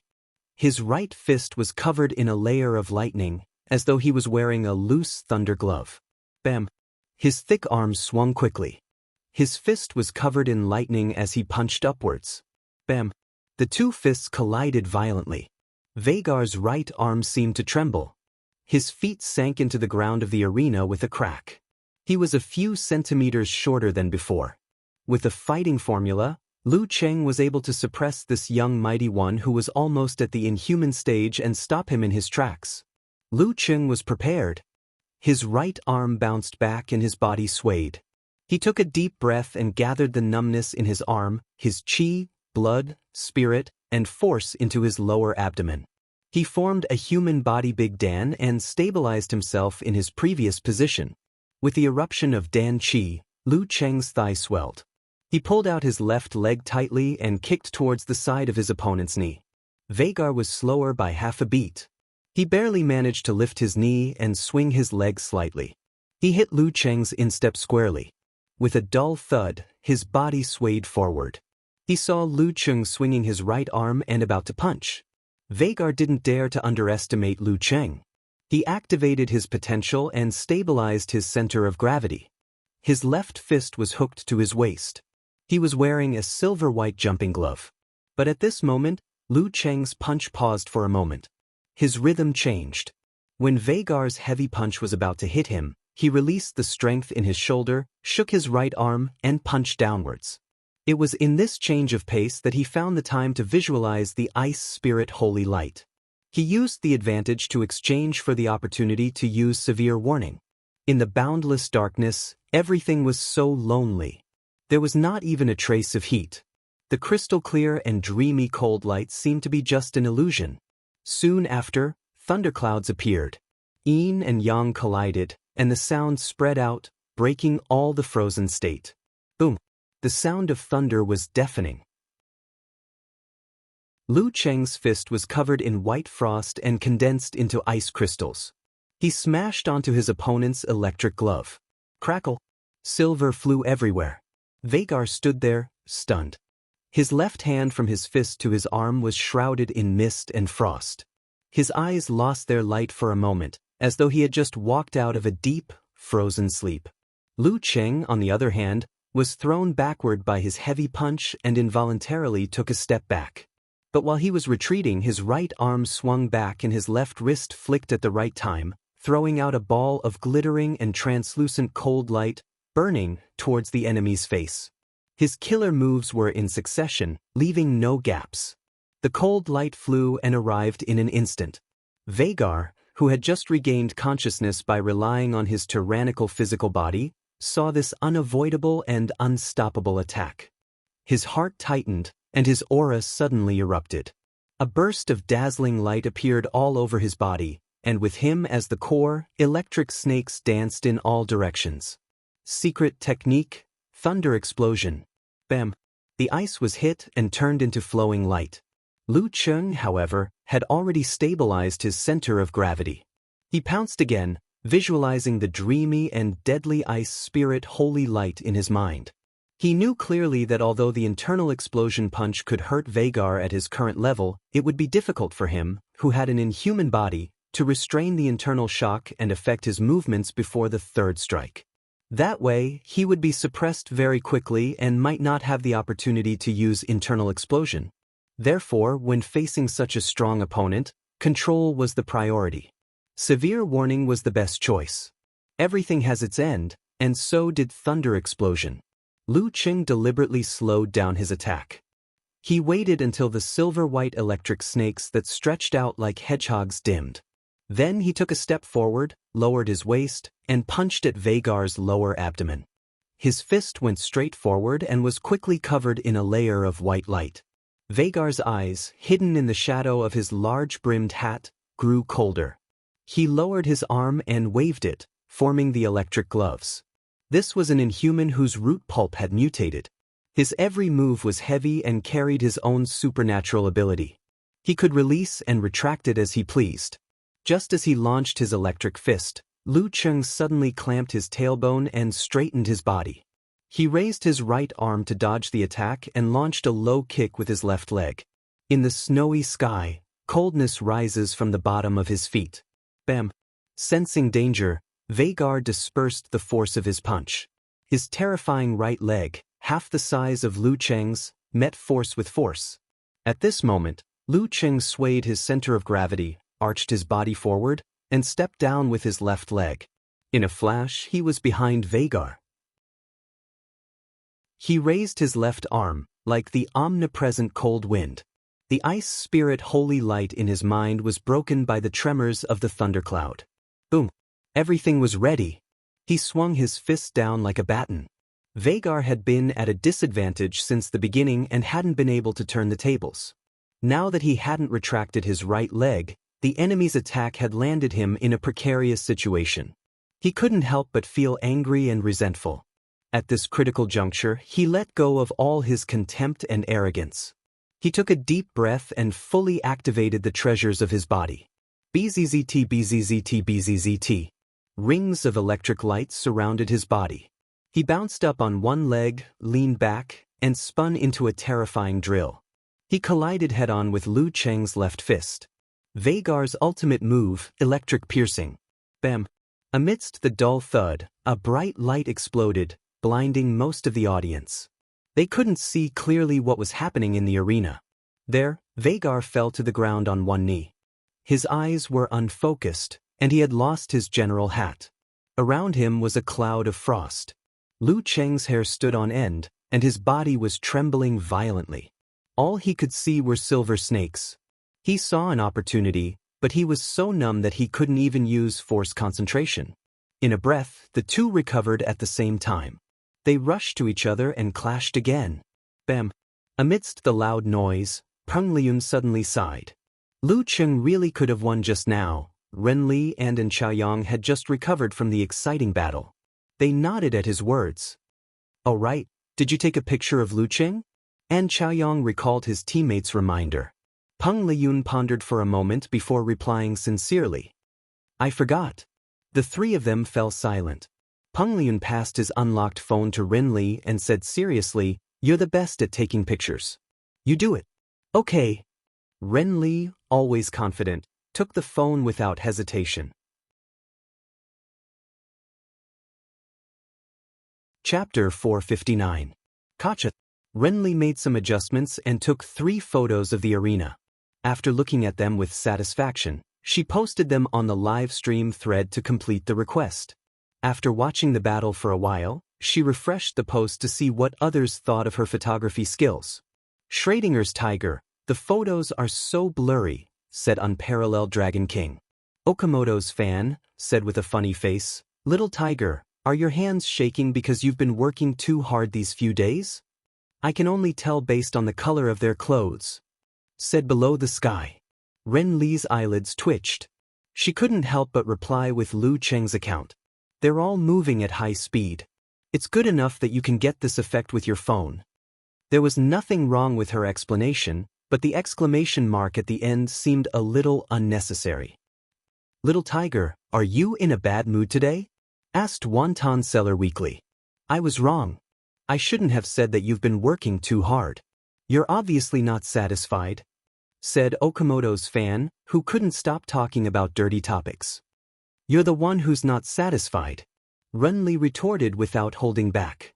You're using disgusting as funny. There was a moment of silence in the live thread. No one replied for a full 10 seconds until one-ton seller said, stunned expression, "Little tiger, you've been hacked, haven't you? Why do I feel like I'm going to scold the whole world today?" Renly took a deep look at her phone and quickly exited the forum. She locked her screen and continued to watch the battle as if nothing had happened. Previously, Lu Cheng had given it his all. He had utilized his secret techniques, unique skills, on-the-spot experience, and battle talent to the fullest. Only then was he able to complete the offensive and suppress his opponent. He had almost defeated Vagar in a short period of time. However, even though he had performed above his usual standards, the inhuman monster still managed to seize the opportunity to resist and escape from the desperate situation. He had pulled both parties back to the same starting line. Of course, after such a round of attacks, Lu Cheng could vaguely feel that his martial arts had improved to a certain extent. It wasn't referring to the specific realm of cultivation, but the level of actual combat. Bam! Vagar's right fist was wearing a silver-white thunder glove. His punch was so powerful that Lu Cheng had no choice but to block it with the outburst of his Dan stage. He used force concentration to dispel the paralysis caused by the electric shock and took a step back to defend himself. Bam bam! Vagar's punches, elbows, kicks, and knees came one after another without any gaps. Like a tsunami of lightning, each wave higher than the previous, Lu Cheng was pressured to the point where he couldn't use the 9 words formula or prepare a simplified form of physical invulnerability. He could only use the 24 blizzard strikes to push the explosion of the Dan stage to meet force with force. Bam bam! Every time Lu Cheng borrowed strength and was about to turn the situation around with 7 or 8 consecutive explosions, Vagar would always pause for half a beat and use Thunder Explosion or similar moves to interrupt Lu Cheng's build-up. Then he would return to his heavy punches and kicks, not giving his opponent time to prepare a killer move. Relying on the advantage of realm and strength, he slowly but surely wore down his opponent, slowly gaining an opportunity to win. This gave Lu Cheng almost no hope of turning the tables. He felt like he was in a situation where he was boiling a frog in warm water. He deeply experienced the horror of an inhuman expert. If there were no more accidents, he would lose for sure. This realization gradually emerged in his heart. However, he couldn't find a way to break free from the suppression. The enemy was too strong. The outcome seemed to be unchangeable. I can only take the risk. Lu Cheng made up his mind. His eyes were filled with determination. He held onto his chi and stamped his feet. His right arm swelled and he punched with a straight punch. Bam bam bam! Vagar's left fist, covered in a silver-white glove, punched out fiercely and collided with Lu Cheng's fist. Bam! With a muffled explosion, sparks flew. Lu Cheng's arm bounced back and his body swayed backward. Suddenly, he straightened his back and flew backward. He didn't put on any airs and landed himself in a desperate situation. How could Vagar let go of this opportunity? His thick and sturdy legs kicked, and his burly and majestic body gave chase. In an instant he was in front of Lu Cheng. He wanted to end the battle in 2 or 3 moves. His inhuman speed was like a top 6th pin fighter with the effect of the attainment formula. At this moment, Lu Cheng didn't try to regain his footing and put on airs again. Instead, he took the opportunity to raise his hands and form a hand seal. In his mind, he outlined an ancient word that was filled with the smell of blood on the battlefield. He put himself in a desperate situation just to find a chance to use the 9 words formula. Put yourself in a situation of death and then come back to life. Army! Lu Cheng said in a low voice. His murderous aura almost materialized and pierced into Vagar's head, evoking the fear hidden deep in his heart and the fear of death. Vagar's movements slowed down. However, he was an inhuman mighty one who was often on the battlefield and tempered his mind by killing. He was only in a trance for a moment before regaining his senses. This prevented his opponent from following up with the severe warning. Lu Cheng's heart was like an ice mirror. He suppressed his frustration and gave up the chance to go for his opponent's heart. Swinging his back and bulging his muscles, he circled to the side of his opponent with the northern wind footwork. Boom. He broke through the airflow barrier in his high-speed movement and created a strong wind that blew towards his opponent's eyes. Dipper lifting dipper. Just as Vagar squinted his eyes, Lu Cheng formed another hand seal and pointed to himself. He let out a low roar from his throat, fighting. His body suddenly grew taller and his muscles bulged. He looked like a heavenly soldier from the legends. His right fist became unusually heavy and was about to strike. It's really the fighting formula. Lu Cheng and Vagar exchanged blows in a flash, so Peng Liyun couldn't be sure. Now that he heard it for the second time, he muttered to himself. Lu Cheng had already learned quite a few 9-words formulas. At the Japanese representative team, Muko Yamashita, who hadn't started his match yet, suddenly frowned. Facing the explosive fighting formula, Vagar didn't dare to be careless. His eyes glowed silver and he leaned sideways. Circles of lightning snakes circled around him and spun rapidly towards his opponent. Exclusive unique skill, lightning piercing. But at this moment, Lu Cheng seemed to have been prepared.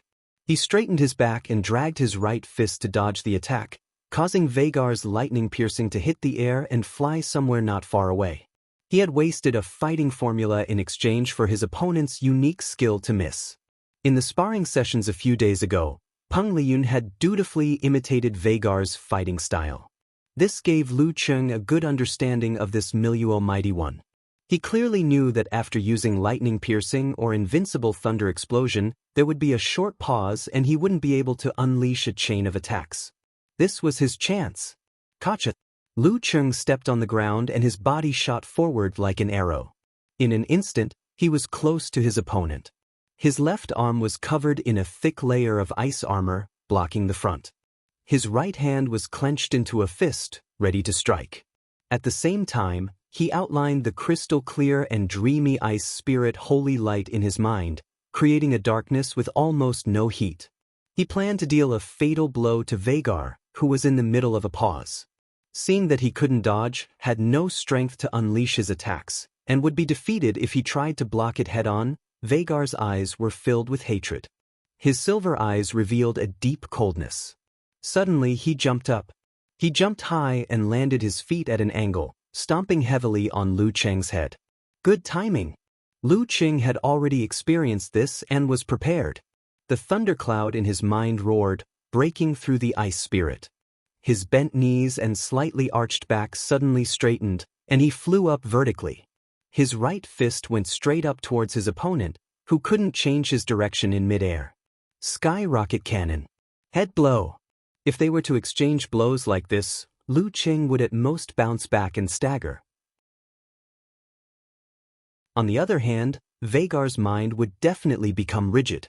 In that case, he would fall from the air like a stone and land heavily on the ground, giving Lu Cheng the perfect opportunity to win. At this moment, Vagar twisted his back and crossed his legs, weaving a sizzling silver-white electric ball. It fell slowly like a bubble and hit Lu Cheng, who couldn't avoid it.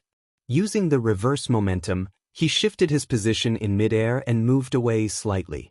This was an immature move that he had never used in actual combat before. Easily, clenching his fist, Lu Cheng, who was flying up into the air, brushed past Vagar while his body was numb. He didn't manage to hit him. Bam! Vagar swung his elbow towards his opponent's chest. Lu Cheng barely blocked with his left arm, which was protected by ice armor, but he was sent flying. With this exchange of blows, Vagar gained the momentum to land first. He bounced and dashed towards his opponent. As Lu Cheng gathered his strength and unleashed his supernatural ability to throw a giant fireball, Vagar nimbly changed his direction and dodged it. Boom! Lu Cheng's final move hit the arena, creating a strong explosion. Waves of red flames and violent shockwaves rolled out. Bam! Just as he was about to shift his position, Vagar caught up with him. He leaped up, turned into an electric drill, and hit Lu Cheng with a sizzling sound. Lu Cheng blocked with his arms and saw a flash of light. He was paralyzed on the spot. When he regained consciousness, he smelled a burnt smell. His eyes reflected the figure of the referee raising his right hand. Vagar wins. The hoarse voice reverberated, and the entire Xinxiang Stadium erupted in excitement. P.S. It's nearing the Dragon Boat Festival, so I have to go to my mother-in-law's house. I'll be on my way in the afternoon. The second update is at midnight. I'll continue tomorrow. Chapter 460. Amidst the cheers of those who understood and those who didn't, Lu Cheng took a deep breath and shook his aching arm. He came back to reality from his numb state and accepted his defeat. He felt that he should be happy.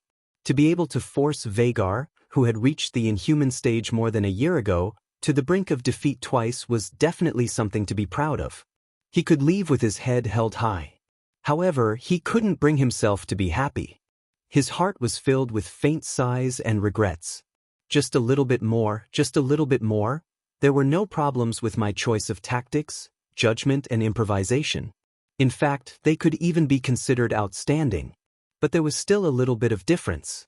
I couldn't grasp the opportunity to win. Logic told him that this was already the best result. If he hadn't cautiously used the ice armor, his arm might have fractured in the last 2 heavy blows and he would have to bid farewell to the King of Youth Pro League early. However, Lu Cheng was still unwilling to give up. He desperately wanted to make up for that little bit of difference. And now, the most practical and possible way was to grasp the essence and charm of the Emperor Yen diagram as soon as possible. He wanted to elevate the Zhurong force and begin the transformation of his body. Thoughts whirling in his head, he gave Vagar a post-match salute and turned to the edge. He walked down the stone steps and came before the match supervisor. Before he could speak, the supervisor took out his wallet and handed it back to him. Seeing the wallet alone, Lu Cheng was stunned for a moment. He was about to send a message to Yenjika. Then he realized that his phone wasn't with him. He had given it to his teammates to take pictures. He shook his head and laughed. Keeping the wallet, he walked back to where Peng Liyun and the rest were, gradually recovering from the electric shock. In the arena, the majestic Vagar looked deeply at Lu Cheng's retreating figure. He walked to the center of the arena and picked up the dusty and tattered general's hat. He flicked it a few times but didn't put it back on. He turned and left, not even lingering in the Xingxiang Stadium. Amazing, Shikoku. On the Japanese's side, the samurais who were watching the match exclaimed in awe. Ichii Sakata's face was pale. He was even more shocked than when he lost to Lu Cheng yesterday. He knew that the gap between them wasn't small, but he didn't expect it to be so big that it made him feel hopeless. In the battle just now, Lu Cheng, who wasn't at the inhuman stage, had displayed strength close to the inhuman stage. There was a fundamental difference between them. How did he do it? He really hadn't advanced yet. Using arcana? I have some too. I used to be called a monster, but now I have to admit that some people are the real monsters. Muko Yamashita retracted his expression and turned to look at his fellow disciples. Yurangjin, if Lu Cheng can reach this level at this stage, you can too. Don't be in a hurry to cultivate wave. Once you reach his current level, things will be much simpler. Yes. Ichii Sakata was touched, but his tone was not confident enough. Muko Yamashita raised his thick eyebrows and said in a deep voice, "Our extreme Hadu sect doesn't need cowards." Yes. Ichii Sakata shivered, his expression turning solemn. In the live stream thread of the Longhu Club forum, everyone had already forgotten about the small incident from before. Once again, they were passionately discussing the battle between Vagar and Lu Cheng. What a pity! Biting her handkerchief with tears in her eyes, Wonton Seller was the first to post. It is indeed a pity. I even thought that Lu Cheng could win just now. Unparalleled Dragon King replied. In the future, we will have to divide the realms further. Between the inhuman and normal Dan stage, and between the 5th pin and the 6th pin, there will be a separate category. This category will be called Lu Cheng. Road to the Arena said, "Damn it, my understanding of the world was almost overturned by him. If it was someone who had just advanced to the inhuman stage, he might have really won. I feel that Lu Cheng is about to break through." Pig Riding Knight suggested a possibility seriously. How is that possible? Even a rocket wouldn't be that fast. A plumber eating mushrooms followed with a spitting expression. That's right, breaking through also needs to follow the fundamentals. Invincible Punch added. This guess was quickly drowned out. Brahmin, said with a bouncing voice. I know that my idol has done well to achieve this level, but I was still gloomy and unhappy just now. But seeing you guys praise him, I'm happy again. Continue to praise me, I can take it. Eternal Nightfall, come and see. I saw it long ago. I was busy building and praying that Lu Qing won't get an inhuman in the next round. Yan Shaoling took the time to reply. Somewhere in the stands, Lu Qing walked towards Peng Liyun and high-fived him. I've always found Vagar an eyesore. I thought he looked pretty cool in a police cap. But now he doesn't have one, said Peng Liyun humorously, complimenting Lu Qing tactfully. Sure enough, other than being in a daze and challenging others, the great Devil King was just like the rumors. He was an easygoing and easy to get along with. Lu Qing found Peng Liyun's words very down-to-earth and couldn't help but laugh. At this moment, and Chaoyang also high-fived him. Brilliant! I was so focused on your match that I forgot to take a picture. Take a picture? Lu Qing thought of something and asked with a smile. So, you forgot to help me post? Nope, we still remember this. Renli is the best at taking pictures, so we passed the task to her, and Chaoyang, who had brought his own digital camera, answered without blushing at all. Hearing herself mentioned, Renli took a step forward and passed the phone to Lu Qing. She nodded heavily. Someone was bad-mouthing you in the forum previously, so I helped you to scold them. Lu Qing was confused. When he realized what might have happened, he suddenly had a bad feeling. He lowered his head, unlocked the screen, entered the forum, clicked on the live broadcast post, and scrolled through the content. Thank you so much. The corners of his mouth twitched as he hurriedly replied, Thank you. The person who spoke just now wasn't me. I wasn't hacked, but I felt that my photography skills weren't good enough, so I asked someone for help. I didn't expect her to help me post. Her? Little tiger, did you ask your girlfriend for help? Wonton seller, followed with an I knew it emoji. So it's a girl, no wonder she's so sensitive, Unparalleled Dragon King suddenly realized. Girlfriend? Lu Qing quickly denied. No, it's another friend. Another female friend? Tiger, not bad, bringing another female friend on a trip. Okamoto's fan said in a rather flirtatious tone. You're thinking too much. There are other friends too, Lu Qing emphasized. Okamoto's fan said with an angry smile emoji, You don't have to explain this, just tell me if she's pretty. If she's pretty, I don't mind being scolded by her. She's okay, Lu Qing replied hesitantly. The conversation just now made him a little scared, not because he was afraid of anything, but because he had learned from those long-distance relationships that once two people were too far apart, their trust and sense of security would become fragile, and they couldn't withstand suspicion again and again. Therefore, if they wanted to go on steadily, both parties had to understand the word avoid suspicion. Even if they had a clear conscience, they had to consider the possibility that they would do something untoward. Taking the initiative to stay away from things that would arouse their partner's suspicion and put them in a bad mood, so as to avoid arousing suspicion and causing trouble. A person's freedom is always relative, especially when you have a partner. Should I tell Ku about this? If I don't tell her, she probably won't know, and this matter will pass quietly, but if she finds out about this on a whim, even if she doesn't say it, she should have some thoughts in her mind, thoughts churning. Lu Qing quickly made a decision. He switched to the QQ interface and told Yenjika about his loss to Vagar. Yenjika replied with a hug emoji. I saw some of it just now and I thought you could win. Not bad, when you transform, you will definitely win. She comforted her Qing in this way. After a round of tender and encouraging words, Lu Qing took the initiative to say, F***CK, Peng Liyun got me into trouble. After sending this message, he glanced at Peng Liyun and said in his heart, Comrade Liyun, the organization has decided, you'll take the blame. What's wrong with him? Yenjika replied with an emoji of a cat hugging a salted fish. Didn't Unparalleled Dragon King and the rest ask me to take photos for the live broadcast? Before I went to the competition, I asked for Peng Liyun's help, but he didn't expect him to be so irresponsible and threw the responsibility to Renli.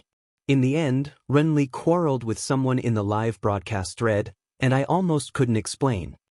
Lu Qing replied. They're so unreliable. Renli is usually so quiet, why would she quarrel with someone? Yenjika replied with an emoji of, I'm so scared that I dropped my dried fish. As Lu Cheng's competition was early today, it wasn't time for her class yet. She opened the forum and browsed through the live broadcast thread, and unconsciously bit her lip. I heard from Peng Liyun and in Chaoyang that Renli is especially good at insulting people online. Lu Cheng threw the blame to her. Quite a contrast. I feel a little cute. Covering mouth and laughing expression, Yenjika replied. What kind of person is Renli normally? This question made Lu Cheng feel a lot of pressure. He pondered for a while and organized his words. She's quite muddle-headed, but very confident in everything. Because she's too bad with directions, the team leader has been following her and didn't have much contact with us. She's quite different from what I imagined her to be. Scratching chin with hand and rolling eyes expression, Yenjika replied. She exhaled, shook her head and laughed softly. She changed the topic and didn't continue to pester him. At this time, she received another message from Huang Shiwen, her classmate who went abroad with her. Let's get together tonight? There's a ball at Tom's house. Many of our fellow villagers will come, and there will be famous seniors and seniors from our school. Yenjika didn't hesitate and replied directly, I don't really like crowded places. Seriously, what's the point of staying at home all the time? You don't even know a single classmate, how are you going to integrate into the class? You can't always be a loner, you'll be isolated. If anything happens in the future, you won't be able to find anyone to help you. Dress up properly, come and relax, and adjust your mood. Huang Shiwen persuaded. I don't think there's any meaning in having a good relationship with my classmates. After Yenjika typed this sentence, she felt that it was too harsh, so she deleted and rewrote it. After she was done, she read it again and felt that her words were too soft and her attitude wasn't clear and firm enough. So she deleted it again and typed again, I'm indeed a very boring person, I hate crowds and it's boring. But I like it very much. It allows me to study in peace. Don't inform me of similar gatherings in the future. I'm really not interested. After reading it a few times and making some changes, she clicked send and felt relaxed. Really, my good intentions are taken for granted. Huang Shiwen looked at the message and put down her phone angrily. She said to the two guys in front of her, she's not coming. She's a very boring and gloomy person. Yes, the kind of old lady who doesn't know how to smile. In the Xingxiang Stadium, Peng Liyun noticed that Lu Cheng was looking at him. He touched his cheek doubtfully and said, What's wrong? Nothing. Lu Cheng replied with a smile. Comrade Liyun, you're a good scapegoat. Peng Liyun frowned slightly and shook his head. He decided not to continue the topic with this weird guy. At this moment, a match had ended. It was his turn to fight the seeded player, Li Shaokang. Chapter 461. Li Shaokang was about 1.6 meters tall, skinny, and had dark skin. He had the looks of a typical southern Zheng person, except that he looked slightly older, not like he was in his early 20s. His eyes were dark and deep, as if they could drown in a person's heart. He had a strong psychic supernatural ability that allowed him to hypnotize his opponent during a match, disrupting his opponent's emotions and triggering fear and other negative feelings. He could achieve an effect similar to the army formula or the lion's roar. He didn't even need to visualize to complement it. He was a very dangerous fighter, as evidenced by the fact that he was the 8th seed of the tournament. After watching Peng Liyun leave for the arena, and Chaoyang took off his earphones and looked at Lu Cheng with interest. How do you think he will fight? Lu Cheng pondered for a moment and said, Psychic supernatural abilities are troublesome. If I were him, I would definitely use a move like thunder from a clear sky, cloudless thunderblade, at the start of the match. Shock followed by damage and paralysis. Heh, if I hadn't expected it, Li Shaokang wouldn't have been able to effectively avoid it. Then, without giving him a chance to use his psychic supernatural ability, I would have attacked and completely suppressed him. With Peng Liyun's strength, I would have finished the match in less than 10 seconds. That is indeed the best way to fight. And Chaoyang nodded in agreement. Then, as if recalling the past, he shook his head and laughed bitterly. But that wouldn't be Peng Lin. He would definitely want to see the wonders of a combination of psychic supernatural ability and Southern Zheng's assassin-style martial arts. Hearing this, Lu Cheng suddenly remembered his first official fight with Peng Lin. He sighed empathetically and said, "Yes, that is what Peng Lin would do." As he spoke, he turned to look at En Chaoyang. Both of them laughed in unison. They were both people who had been tortured by the big devil. "That can't be." Renli heard their discussion and rebutted with uncertainty.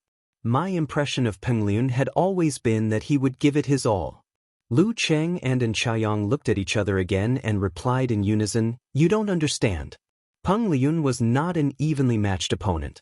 Although he seemed to be going all out, he obviously left some leeway in the choice of moves and changes of rhythm to fully mobilize the enemy, allowing him to play to his heart's content and satisfy his martial arts fanatic mentality." At this moment, Peng Lin and Li Shaokong stepped into the arena and stood opposite each other. The referee waited for a while, then raised his right hand. "Begin." As his voice echoed, Peng Lin's waist sank and swung, and he floated out in the obvious shaking of the arena. In an instant, the distance between the two sides was shortened. Flash strike. As expected, Lu Cheng and En Chaoyang looked at each other, sighing and amused at the same time. As expected, Peng Lin did not use a move like thunder from a clear sky, cloudless thunderblade, at the beginning of the match. Boldness comes from skill. Compared to before the metamorphosis, the biggest difference between Peng Lin now was that when the dance stage erupted, every move of his was imbued with the heavenly punishment force. Between his fists and feet, purple lightning curled up and sizzled, like a cluster of dragons. Even if Li Shaokong tried his best to counter, it was as if he was caught in waves of paralysis, each higher than the last, and it was very difficult for him to defend. During this process, he kept looking for openings to influence his opponent with his mental supernatural ability in an attempt to change the situation. However, every time he created an opportunity and saw hope, Peng Lin would timely neutralize it before it succeeded. Time ticked by. Li Shaokong fully demonstrated his strengths and utilized his mental supernatural ability to the fullest. He felt that if it were any other situation or opponent, he would be able to make his opponent kneel down and admit defeat. However, the Chinese martial artist before him seemed to be at ease. His performance was unfathomable, as though no matter how hard he tried, he could neutralize it with ease. The more Li Shaokong fought, the more desperate he felt. He began to take risks, trying to force his opponent to his limits. However, the risks failed quickly, and the plan was quickly ruined. The referee announced the results of the match. Peng Lin wins. Very strong. At the Japanese representative's side, Muko Yamashita, who was focused on the center arena, suddenly heard a female voice exclaim. He turned his head and saw Kaori Karasawa, who had a solemn expression on her face. After that, Renli easily defeated her opponent, while En Chaoyang defeated his opponent with a clear advantage. The second round of the double elimination tournament was coming to an end. After tonight's matches, a total of 13 contestants had accumulated 2 losses and were eliminated. There were 23 contestants left vying for the final 16 spots. Only the top 16 contestants would get the prize money. The next morning, Lu Cheng woke up on time. After a short chat with Yenjika, he eagerly began the day's training. He wanted to grasp the essence and charm of the Emperor Yen diagram as soon as possible and upgrade his Zhurong force in the shortest time possible. Holding the diagram, he immersed his mind and carefully comprehended it. However, the heavy suction and explosive flames interfered with his mind, causing his senses to be intermittent. He couldn't grasp the occasional flash of inspiration. Compared to the past few days, his understanding of the Emperor Yen diagram had improved a lot, but he was still lacking a little. Sensing the increasing impatience in his heart, Lu Cheng retracted his mind and vision. He exhaled and visualized the ice mirror to calm his emotions. After another round of punching, he waited until his mind and body were calm before he stopped. He thought seriously for a while and decided to try to comprehend by analogy. This time, he didn't look at the Emperor Yen diagram. Instead, he adjusted the state of his muscles, fascia, and organs according to the prairie fire diagram. Then he visualized the fire god Zhurong, who had the head of a beast and the body of a human standing on a red dragon. This allowed him to control the surging flames in his body. Since the Zhurong force could be upgraded to the Emperor Yen force, he should be able to gain some insight from this aspect as a guide. Based on his understanding of the Emperor Yen diagram, Lu Cheng carefully controlled the Zhurong force and merged them together strand by strand. He pinched them together tightly in order to achieve maximum changes. After an unknown period of time, when the two streams of Zhurong power, which had become much denser than before, were slowly compressed by Ji Hao and squeezed into a ball, a strong suction force suddenly burst out from the core of the two streams of Zhurong power, which made the outer layer of the two streams of Zhurong power quickly condense inwards. Lu Cheng's body trembled. The fire god Zhurong form in his mind almost collapsed. He controlled it with great difficulty and hurriedly released the mutated fire force. Boom! Flames rose in front of him. Smoke expanded and filled the air, scaring a few pedestrians in the distance into covering their heads and scurrying away, thinking that they were being attacked by terrorists. Seems like I'm getting some insight. Lu Cheng couldn't hide his joy at the sight. A few minutes later, he heard the sirens of police cars and saw a squad of military police rushing in front of him. For a moment, he was dumbfounded. After negotiating with the leader, Zhong Ningtao, and a call from the embassy, the military police gave Lu Cheng a few reminders before finally retreating from the scene. Ahem. Be careful when you practice martial arts. After all, you're overseas. You have to be mindful of the consequences, Zhong Ningtao reminded him, both physically and mentally exhausted. He thought that Ren Li was the only troublesome one. He didn't expect that the most reliable and stable Lu Cheng would also almost cause trouble. None of them are easy to deal with. Under the gazes of Peng Liyun, Ren Li, and An Chaoyang, who couldn't help but laugh, Lu Cheng gave them a promise. He turned around and found a more secluded place.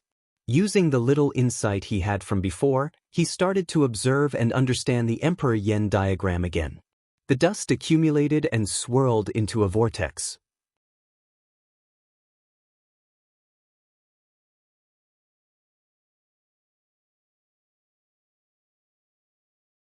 He picked up his phone and saw that it wasn't even 6 o'clock. Ku obviously hadn't woken up yet. Shaking his head, he walked to the door in his wrinkled clothes and opened it. Outside, Peng Liyun had one hand in his pocket. He didn't seem to be in a hurry. He smiled and said, "The leader asked me to call you. We'll be gathering in 10 minutes. Lu Cheng was still in a daze after waking up. Peng Liyun smiled and said, "You're about to transform, aren't you? Yeah, you can try breaking through underwater. The results are pretty good." "Thank you." Lu Cheng smiled. He wouldn't tell him that his master had already warned him. After sending Peng Liyun off, he walked into the bathroom. He splashed his face with cold water and combed his hair. He felt his tiredness disappear completely and he felt refreshed. With a smile on his face, Lu Cheng took out his phone and sent a message to Yenjika. "I'm awake. I feel like I'm full of energy." After clicking send, he looked at himself in the mirror in high spirits and muttered silently, "The third round of the competition, here I come."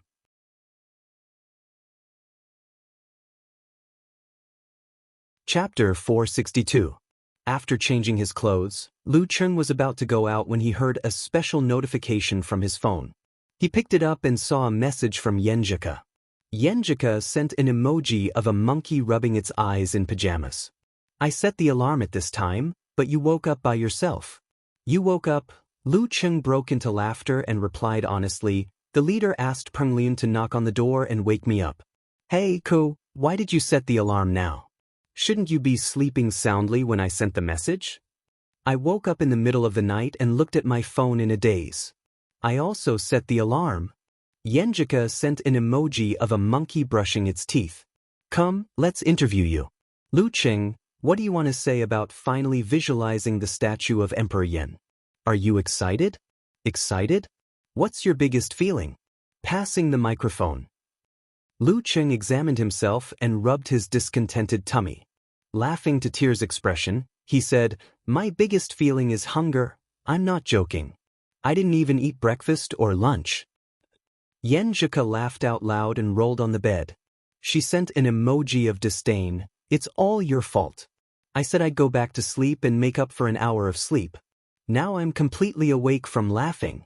Without waiting for Lu Cheng to reply, she sent another emoji of a pitiful face. I can only wake up early to train. That's good. Martial arts can't be neglected. The body is the capital of revolution. Lu Cheng said casually.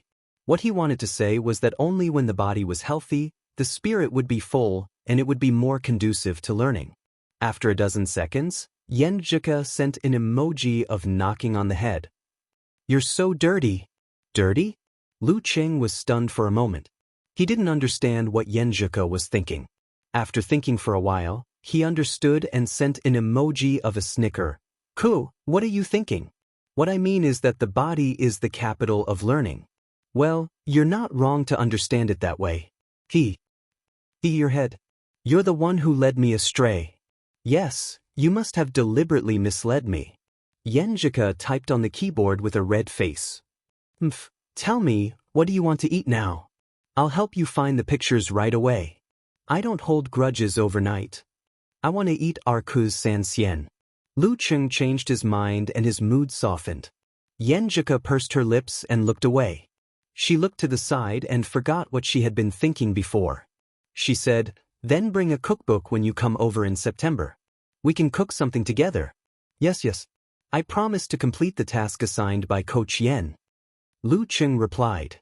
They chatted for a while. After Yen Zhika complimented him generously, Lu Cheng took his belongings and left the room. He arrived at the lobby on time to meet with his teammates. Yen Zhika, who was in America, put down her phone and got out of bed quickly.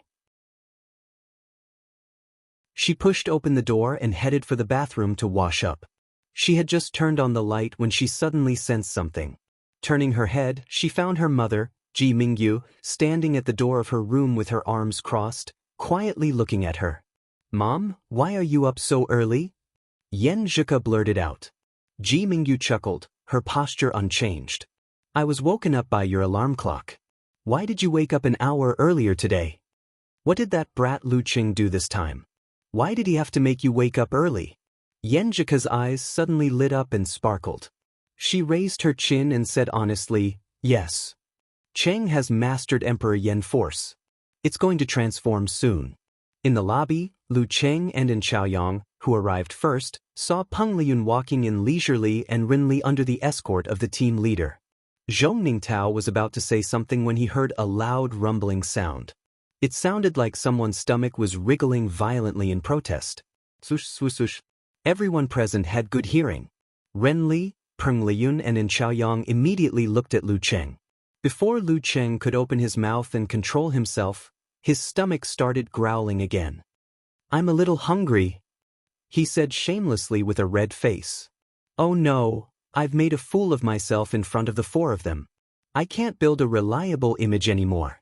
Let's go then. I found a good Chinese restaurant. Zhong Ningtao said with a smile. Peng Liyun looked at Lu Cheng and smiled at In Chaoyang. I thought of a song. Me too. And Chaoyang downloaded the song quickly and played it through his headphones. So hungry, so hungry, so hungry, I'm really hungry. Amidst the music, he looked at Lu Cheng with a smile and asked, do you like it? Not at all. Lu Cheng put on a forced smile and raised his right hand. He introduced solemnly, look at my fist, it's already clenched. And Chaoyang's personality was more feminine. Who knew when he would secretly trick someone? He was the most two-faced. Everyone burst into laughter. During this period of time, everyone had become more and more familiar with each other. During dinner, they restrained themselves and waited until Lu Cheng was half full before letting loose. Although the food in the Chinese restaurant wasn't delicious, they still ate to their heart's content since they hadn't eaten Chinese food for many days. However, they were worried about the competition at night, so they had to make sure their bodies were in top condition. At 7:10 p.m., Lu Cheng and the rest arrived at the Xingxiang Stadium. Along the way, they witnessed a street fight and watched with interest for 5 minutes. At this time, the audience had already gathered. The third round of drawing lots ceremony would begin in less than 20 minutes. Now that there were only 23 contestants left, the probability of drawing a strong opponent was obviously higher. Of course, there would be some lucky ones who would get a bye and watch the fights with a smile. In Lu Cheng's fan forum, Eternal Nightfall, Yan Xiaoling was passionately pasting the wishing post. As long as Lu Cheng doesn't draw an inhuman in this round, I'll wake up on time from now until school reopens. She copied the content and prayed silently with Brahmin, all good names are taken by dogs, and the rest. If Lu Cheng lost another round, he would be eliminated.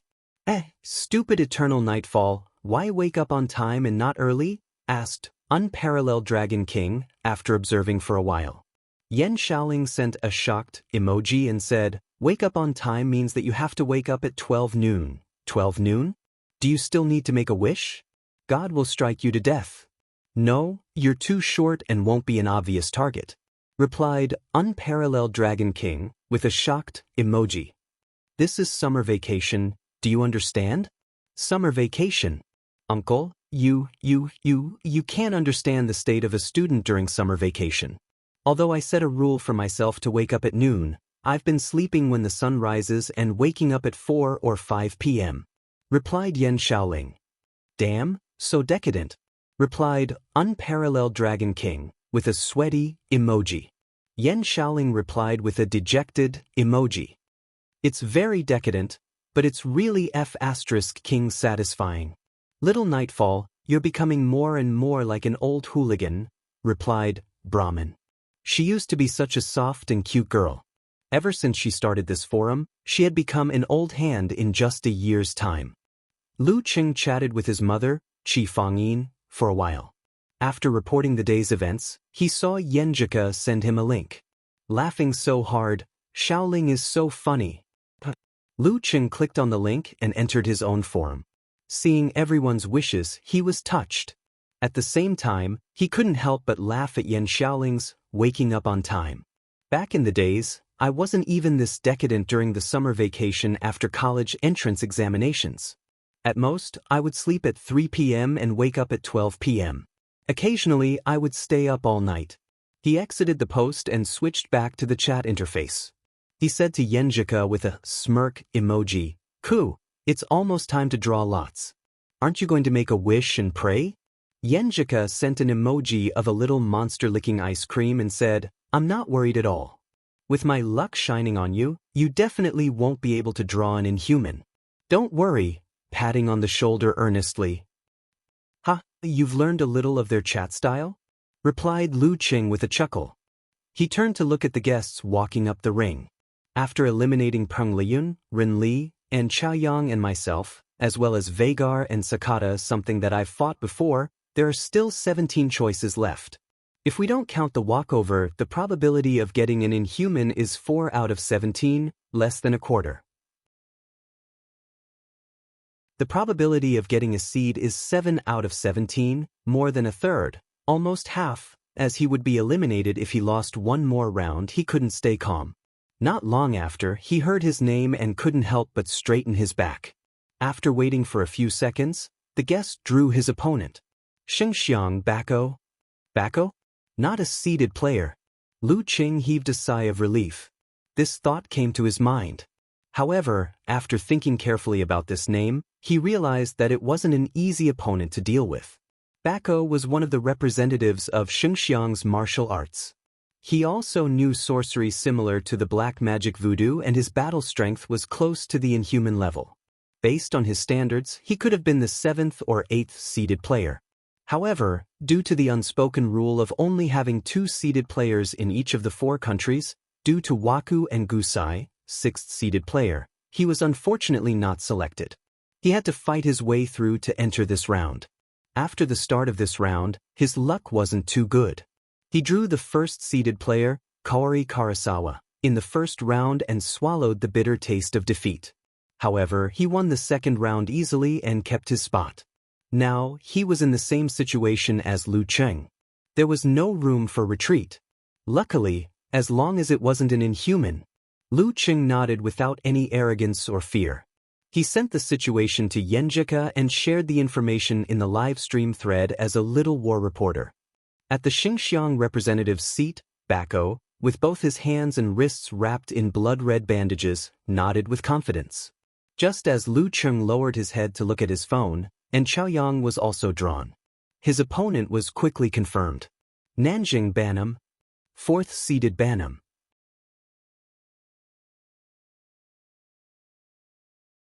Chapter 463. This luck. And Chaoyang was stunned at first when he heard the result of the draw. Then he shook his head and laughed at himself.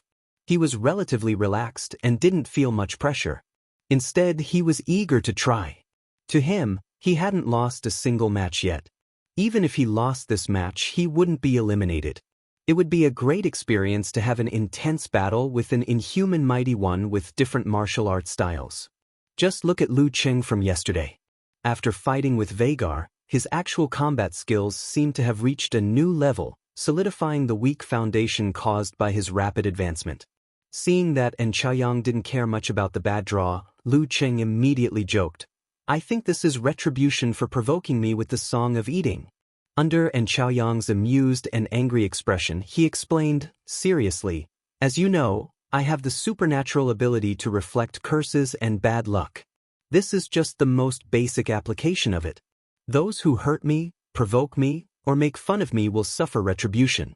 At this point, he drew a cross in the wrong order on his chest and said solemnly, "Believe in Lu Cheng and you will live forever." And Chaoyang was stunned for a few seconds. He couldn't help but laugh. "If you didn't say that last sentence, I would have believed you." As he spoke, he couldn't continue and laughed with Peng Liyun, Rin Li, and Zhong Ningtao.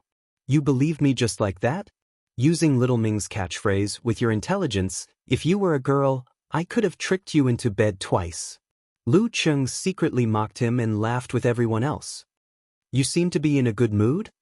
And Chaoyang calmed down and fixed his half-length artistic hair. He glanced at Lu Cheng and said, "Yeah." Lu Cheng replied with a smile, feeling good both physically and mentally. He had succeeded in his training and was about to transform. His opponent wasn't a real inhuman mighty one. What was there to be unsatisfied about? At this moment, Yen Zhika replied to his previous message. Hand under chin laughing expression, "See. I told you that with my luck shining on you, you wouldn't be able to get an inhuman. Now I'm completely at ease. I won't cheer you on later. I'll lend you my luck." Completely at ease? Completely? Cuckoo, you seem to have exposed something. Lu Cheng couldn't help but laugh. His mood was getting better. At this moment, Peng Liyun was selected. His opponent was a Japanese samurai, neither Kori Karasawa nor Muko Yamashita. Behind him, there were only 2 groups left. After confirming, there was a lucky girl who got a bye, student Renli. Is it because girls with bad sense of direction tend to have better luck? Lu Cheng whispered into Chaoyang's ear. "It's possible. If you're unlucky, you'll really get lost," and Chaoyang replied tactfully. The two of them turned their heads and saw Renli puffing out her cheeks, looking very dissatisfied. "What is she unhappy about?" and Chaoyang asked in a low voice. Lu Cheng thought for a moment and said, "Maybe he's disappointed that there wasn't a fight." After saying that, the two of them looked at each other and sympathized with the pitiful, vacant lot. In Lu Cheng's fan forum, Eternal Nightfall Yen Shaoling tagged Unparalleled Dragon King. "Is this Bako powerful? What level? How much worse is he compared to our Lu Cheng? Close to the inhuman stage." Unparalleled Dragon King replied honestly, "But most of his strength is in Nanyang sorcery. The most powerful curse type is coincidentally countered by Lu Cheng. It's fine if he doesn't use it, but if he does, he'll just have to wait for a comedy. So, in conclusion, he's slightly weaker than Lu Cheng. Based on Lu Cheng's outstanding performance on the spot, Bako doesn't have a high chance of winning." Our wishes are still very effective. Dancing in circles expression, Yen Shaoling said. Okamoto's fan appeared and said, "Then you'll have to start waking up on time." Yen Shaoling immediately went down on her knees and shivered. "Don't worry, I'll keep an eye on you." Patting shoulder expression, replied Brahmin. When the duel was about to start at the Xinjiang representative's seat, the sallow skinny Theravada ascetic monk Waku walked up to Bako and said with perfect articulation, You have to be careful of his supernatural ability to reflect curses. Bako adjusted the blood-red bandages on his hands and replied with a hoarse voice, I've seen his information before.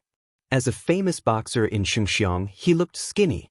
In fact, every muscle on his body seemed to be made of copper and iron, containing explosive strength.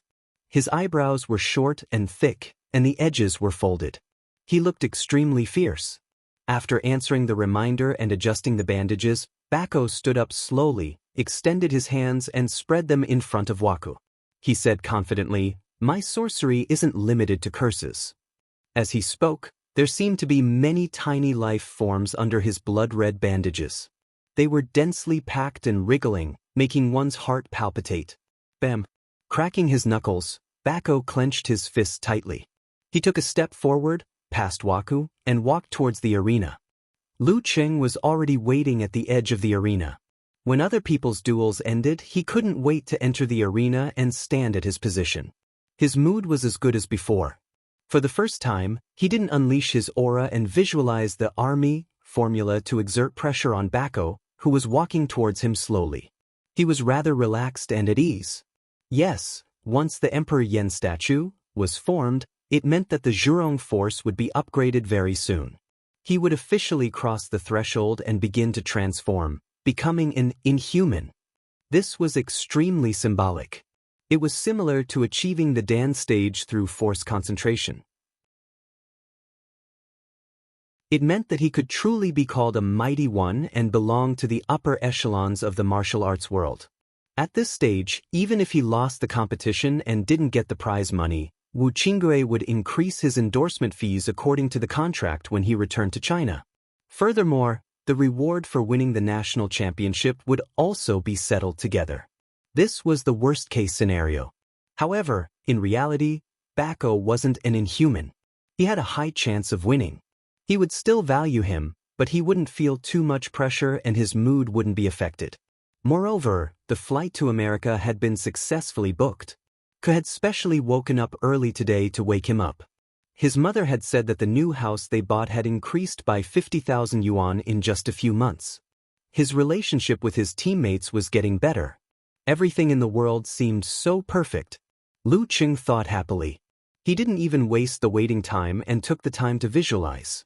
In his mind, he outlined the heavy, majestic, scorching and terrifying Emperor Yen statue. With this, he guided the flame force in his body to slowly condense and transform. This was the process of upgrading Zhurong force to Emperor Yen force. Actually, even without this upgrade, he, who had grasped the Emperor Yen diagram, could use the Emperor Yen force through a series of steps and visualizations. However, as he had to compress it at the last minute and visualize it for a few seconds, it was almost useless in actual combat. When the flame force corresponded to the upgrade, he could save those few seconds and allow the Emperor Yen force to be used in actual combat.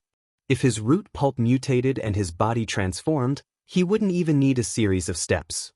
He could just visualize the Emperor force. Wisps of flames fused and streaks of red turned white. Lu Cheng enjoyed the changes in his body and gradually accumulated a streak of Emperor Yen force.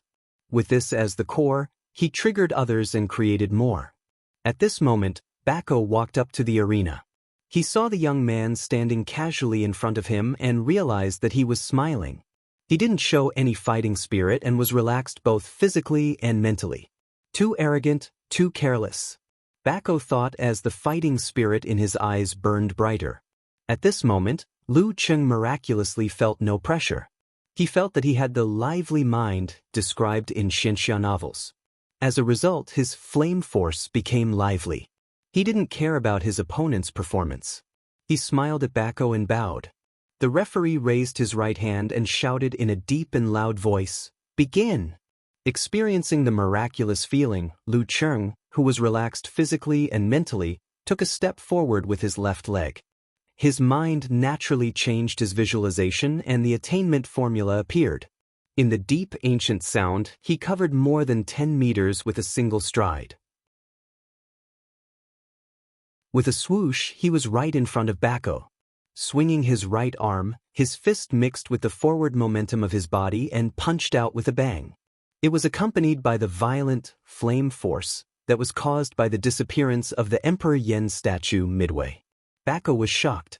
Seeing that he couldn't dodge in time, he quickly lowered his center of gravity and put his hands in front of him to block.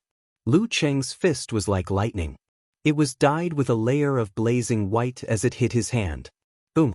In the midst of the explosion, waves of fire rolled and billowed. Strong winds overflowed in all directions. Bakashin could not help but take a step back. To his astonishment, he saw that the blood-colored bandage on his hand was either charred black or burning. Tiny things fell off and turned into dust along with the wind. Bako's pupils contracted. When did Lu Cheng's flame force become so powerful? P.S. Only one more chapter to go.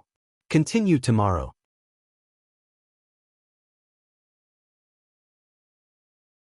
Chapter 464.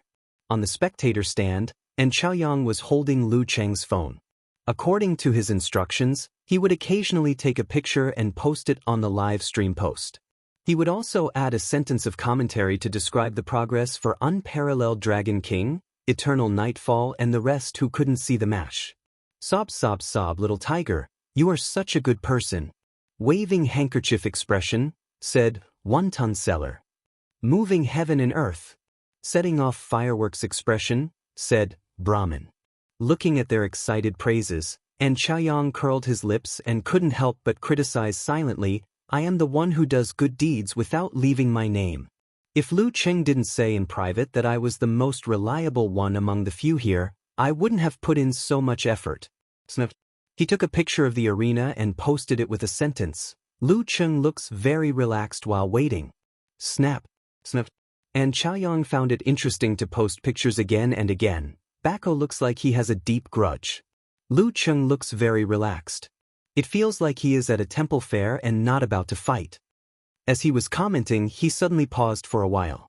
After a while, he pressed the shutter and typed a sentence of more than 20 words. Lu Cheng's moves are so smooth. His flame force is also beyond my expectations. In the picture, waves of fire were rolling and spreading outwards as if there was a real explosion. At this moment, not only did Bako lose most of his ability to use his evil arts, both of his arms were trembling and charred. Due to forcefully blocking the explosion of the terrifying flame force, he had suffered a certain amount of damage and showed obvious soreness. In his contracted pupils, he saw Lu Cheng raising both of his hands and forming a seal. He was about to exhale and make a sound. Not good, Bako thought to himself. In a split second, he made a decision. His body suddenly squatted down and avoided the cutting edge in front of him. Immediately after, he pressed both of his hands on the ground and straightened his back. His right leg swept out towards Lu Cheng's ankle, forcing him to dodge and not be distracted to use the army formula. This was the Chinese Tiantang kick that incorporated the characteristics of Xingxiang's martial arts. If Lu Cheng were to use this move instead of relying on force concentration, he would not be able to exert force with both hands. Although the strength of his legs would be ferocious, it would not be considered swift and fierce. However, Xingxiang's martial arts placed a lot of emphasis on kicking and thrusting techniques. The entire leg would be trained to the point where it was akin to metal. A ground kick could break an iron pillar, not to mention the fragile ankle. Amidst the loud noise, Bako predicted that Lu Cheng would jump to avoid his sweeping leg. Both of his arms suddenly bent and straightened, causing his body to jump up strangely and pounce towards the enemy in midair. He smashed his elbows diagonally and pushed his knees upwards, attacking continuously with the force of breaking gold and shattering iron. In the dangerous situation, Bako fully displayed his strength and displayed the elegance of a country's boxing master, forcefully turning the tables around. But at this moment he saw Lu Cheng jump up and down, but the seals he formed with his hands were not messed up in the slightest, and the solemn and dignified expression on his face did not change at all. He was completely calm and unruffled, as if he was watching children play. T. As Bako's thoughts turned, he heard a low roar in his ears. Army! The ancient voice reverberated and Bako's mind buzzed. It was as if he was drowned by the aura of blood and evil from thousands of people, causing his evil arts to fail and causing a terrifying backlash. He could only feel numerous ferocious faces pulling at his feet with endless hatred, wanting to drag him down into the boundless hell. No. He kept screaming in his heart and tried his best to resist, but he could not break free from the feeling of fear.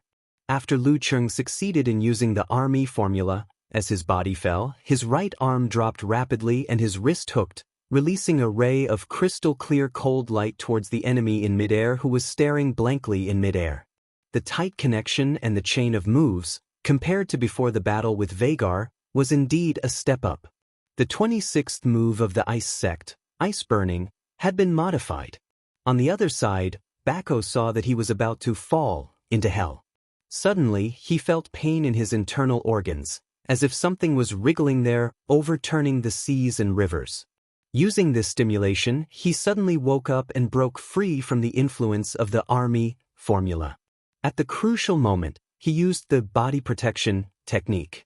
However, just as Bako walked out of the fear of losing his courage, he saw a ball of cold light in front of him.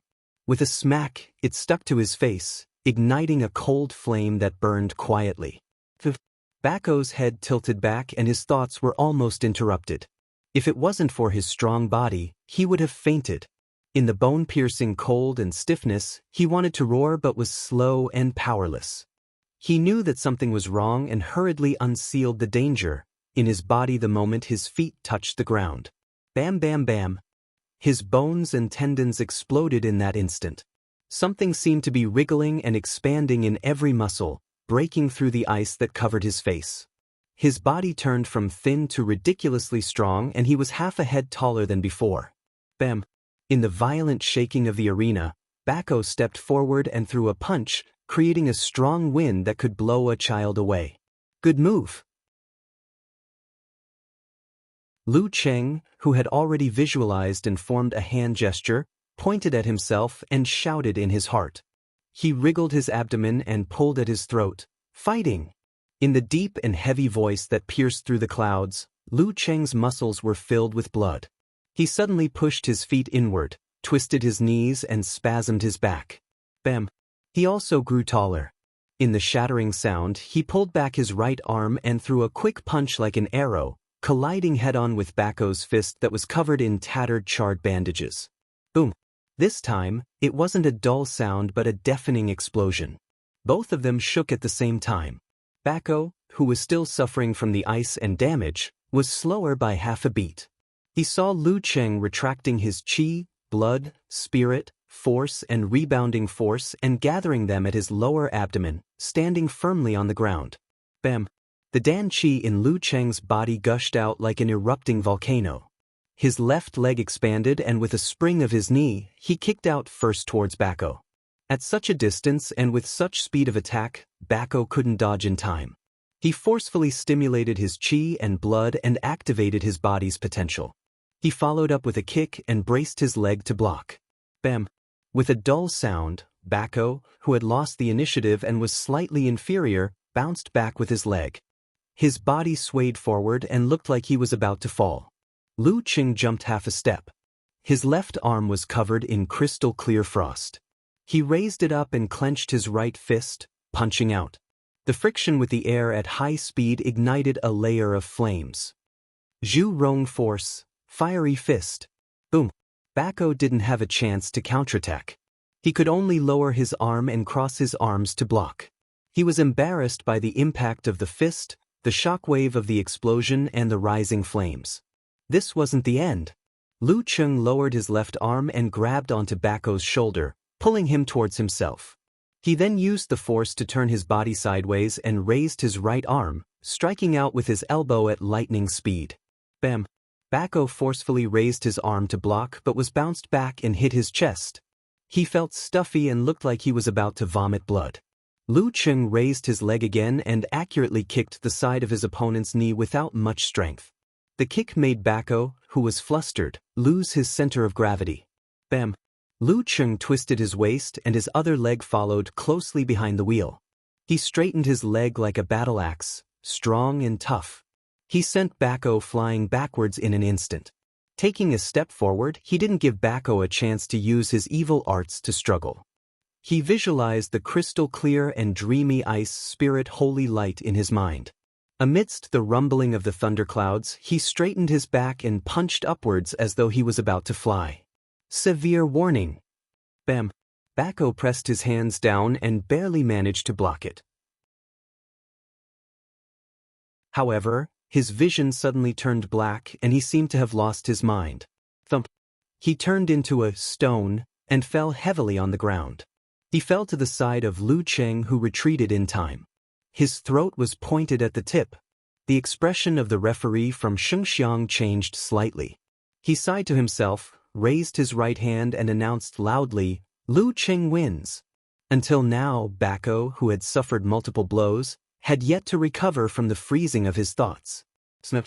And Chaoyang recorded this scene and switched to the live post, thinking about what kind of commentary he should add. In the post, "Eternal Nightfall," Yan Shaoling was anxiously urging, And then? What happened after Lu Cheng's fire force exceeded expectations? Schrodinger's tiger, wake up quickly. They should have exchanged a few moves already. What's the situation now? Grabbing and shaking expression, Brahmin said. And Chaoyang was stunned for a moment. His hands quickly typed and sent out the picture. And then Lu Cheng won. After a short silence, the people in the forum expressed their feelings one after another. *CK. I really want to use the 3 consecutive strikes of quality. Is the other side made of paper? What happened to being close to the inhuman stage? My mom asked me why I was kneeling to look at the forum. Aha, I want to watch a comedy. And Chaoyang thought seriously and explained, Bako didn't dare to use his evil arts on Lu Cheng and was caught off guard by his explosive fire force at the start of the match. He lost the medium to use other evil arts and his overall strength dropped a lot. He is no longer close to the inhuman stage. Unparalleled Dragon King sent an ellipsis and said, like I said, between the inhuman stage and the 6th pin stage, there should be an additional barrier named Lu Cheng. Road to the arena added, I feel like the other side has no strength to fight back. You guys won't say that in a few days? And Chaoyang resisted the urge to reply and said silently, in a few days, Lu Cheng will most likely start to transform. P.S. Today is the 3rd time, please recommend it.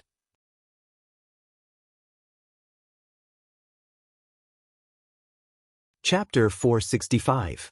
When the staff went up the stage and tried to carry Bako to the emergency room, he finally woke up from the long darkness.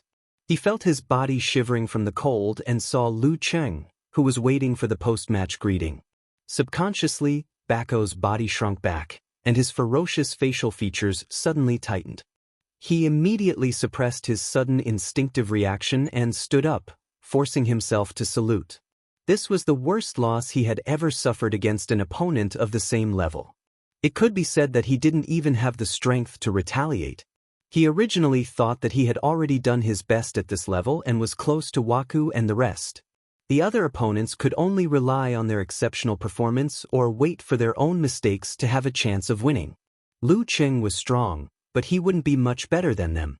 Who knew that he was simply a monster that couldn't be measured using normal logic. If it was a real battle without a referee, that light kick from him to the side of his knee would have been enough to break his leg. Xingxiang's martial arts made one's legs and elbows as hard as metal. Before the root pulp mutated, it couldn't be compared to real steel. Under the situation where one couldn't use force to resist, even steel would be broken by Lu Cheng's kick within a certain limit, not to mention the side of a human's knee. Lu Cheng knew that Bako wasn't seriously injured, so he waited patiently. Seeing him stand up and salute, he didn't take another look and turned to walk towards the stone steps. Bako watched silently until his opponent was far away.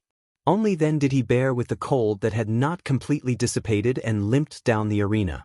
At the Xingxiang representative's seat, the 6th-seeded Gusai had stood up and walked to Waku's side. Looking towards the arena, he sighed deeply, so strong. If it were him, he would have to fight hard for a long time to win against Bako. If he wasn't careful, he might even lose. Gusai was also a monk, but he was fat, like a mountain of meat. His skin was faintly glowing with a dark gold color, forming a stark contrast with the sallow and skinny Waku. Waku was also looking at the arena. His deep eyes reflected the silhouettes as he muttered to himself, and he's getting stronger with each match. In other words, he was getting stronger day by day, and it was visible to the naked eye.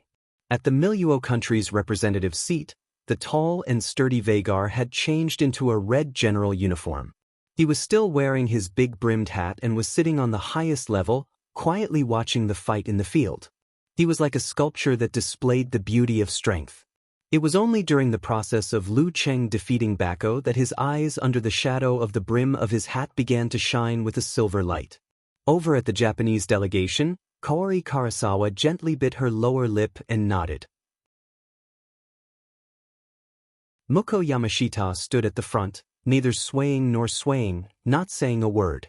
The day before yesterday, the team leader asked me if I had the confidence to win against Lu Cheng. I answered with certainty without any hesitation. I believed that even if he made a breakthrough, I wouldn't have any problems either. But now, after watching this battle, my heart actually started to waver a little. Of course, it was only a tiny bit. Southern Zheng's representative team was hidden in a secluded corner of the viewing platform. Banham was seated in a yoga pose with his eyes tightly shut, adjusting his state of mind. He wasn't paying attention to any of the matches. As for the battle with Chaoyang, he was not the least bit careless. A careless martial artist wouldn't survive long in Southern Zheng. Lu Cheng walked back to his teammates, high-fived them one by one, and took back his phone from Chaoyang. Unlocking the screen, he scrolled through the live stream post and secretly gave Chaoyang a thumbs up. "Well done. You're indeed the most reliable one among us." And Chaoyang replied with a smile. He was in a rather good mood, but he quickly collected his emotions and began to seriously prepare for the match with Banham. Lu Cheng switched to the chat interface and reported the result to his leader at home. "So, easy." "I knew it," Yenjika replied immediately. Proud expression. At the same time, she looked down on Benu. "That guy is so weak. It shouldn't have been more than a minute, right?" "No, it should have been more than 10 seconds, replied Lu Cheng. "Didn't you say that he was stronger than that Sakata from Japan? Why did he lose so quickly instead?" Sitting blankly expression, continued Yenjika. "Is it because you improved after mastering the Emperor Yen diagram? Or is it because his evil arts were countered by you and he panicked?" "You're done. How do you want me to answer?" Snickering expression, replied Lu Cheng. "I can only say, yes, Coach Yen is right." Seeing this reply, Yenjika, who had just left the dining table, laughed and turned her head. She was completely relaxed. Walking to the dressing table, she tied up her hair and put on the black-rimmed glasses that almost covered half of her face. Another happy day. Today's learning will also be filled with motivation. At this time, it was already 7 in the morning in America. Yenjika quickly packed her bag and said goodbye to Empress Dowager Ji Mingyu. She sat in the car of her full-time bodyguard, Auntie Du, and prepared to go to school. She had lessons at 8. Along the way, she quietly flipped through the teaching materials and books. Occasionally, she would chat with Lu Cheng, scroll through the live stream post, and save the pictures of her Cheng. At 7:40, the car arrived at the school. Yenjika took her belongings, pushed open the door and left. When she was about to reach the teaching building, she met Huang Shiwen and 2 other seniors who were also from China. She nodded slightly as a greeting. Without stopping, she walked past them and entered the building under the bright sunlight. So arrogant and cold. Hearing the sigh of the seniors beside her, Huang Shiwen couldn't help but mutter, "I don't know what he's pretending to be." Lu Cheng was a popular figure in Songqing University. Yenjika was known to her classmates even earlier than him. Huang Shiwen naturally knew that they were in a relationship. However, in her opinion, after the separation of 2 countries, no matter how strong the relationship was, it was only a matter of time before it faded and broke. Both parties couldn't bear the loneliness. Therefore, she felt that Yenjika and Lu Cheng's relationship was about to be declared dead. That was why she actively invited the other party to connect and raise her status in the eyes of her classmates. Humph! Lu Cheng is the heavenly son of China. There will definitely be many girls around him. Even if you stay together all the time, you may not be able to control him, let alone a foreign love. At first, he may be able to tolerate it, but as time goes by, he will find someone else. Which man wouldn't cheat under such circumstances? Let's see how you cry when the time comes. Huang Shiwen muttered in a low voice as if she was venting. She shook her head and laughed as she discussed other campus gossip with her senior sisters. Tap tap tap. Yenjika walked up 2 flights of stairs with light steps. She walked along the corridor that was bathed in sunlight and approached the classroom. At this moment, she suddenly heard the Caucasian male students beside her discussing something excitedly. That King of 4 Nations tournament was very, very exciting. You watched it too? Oh, that punch from before was so cool. One of the guys stepped out with his left leg and did a sliding punch pose. He was obviously a veteran fan of martial arts. This pose was very familiar to Yenjika, because this was how Lu Qing destroyed most of Bako's evil arts. It was also captured by An Chaoyang. The corner of her mouth curled up. She pursed her pink lips and her steps became lighter and lighter. In the Xinxiang Stadium, the heat waves filled the air. Not long after, the highlight match was about to begin. Waving to his teammates, An Chaoyang took out his phone, digital camera, earphones, wallet and other items and threw them to Lu Qing. Just as he turned around and was about to walk to the arena, he suddenly heard a shout from behind him. An Chaoyang turned around in confusion. He saw Lu Qing smiling and extending his right hand into a fist. It seemed like he wanted to give him a pre-match encouragement. At this moment, An Chaoyang felt like he was back in the Huahai University Martial Arts Club, back in the past 4 years when he participated in the district and national competitions. He laughed out loud, raised his fist and bumped it with Lu Qing's. Go for it. Lu Qing waved his fist vigorously. With him leading the way, Peng Liyun and Rin Li also came over. They bumped their fists with An Chaoyang and shouted, Go for it! Go for it! An Chaoyang shook his fist lightly as a sign of respect. He turned around again and strode forward. He seemed to have more determination and fighting spirit than before. Where the Japanese representatives were, Muko Yamashita turned his head and looked at a guy beside the leader. His hair was messy and he wore glasses. He was holding a laptop and typing on something crazily. How's the data collection going? Muko Yamashita lowered his voice and asked. The guy with messy hair pushed his glasses up and said, It's just starting to take shape. We're waiting for more competitions to perfect it. However, the most important genetic information has not been collected yet. We can't be compared to China. We have enough mighty ones to study. In this area, we can only think of other ways. Samurais before and after the genetic mutation are the most valuable. China is not vigilant about this. Perhaps they don't think it's important enough to pay attention to. At this point, he paused and looked at Ichii Sakata, who was following the sound of the voice. With their genes, together with those of Vagar and Waku, we can take a huge step forward in our research.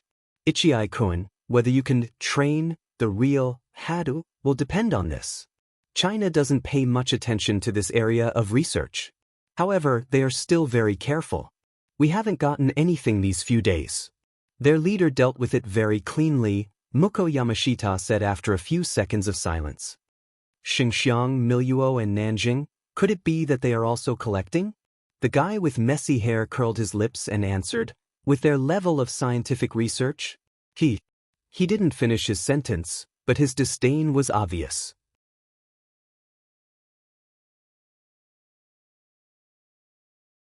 Chapter 466.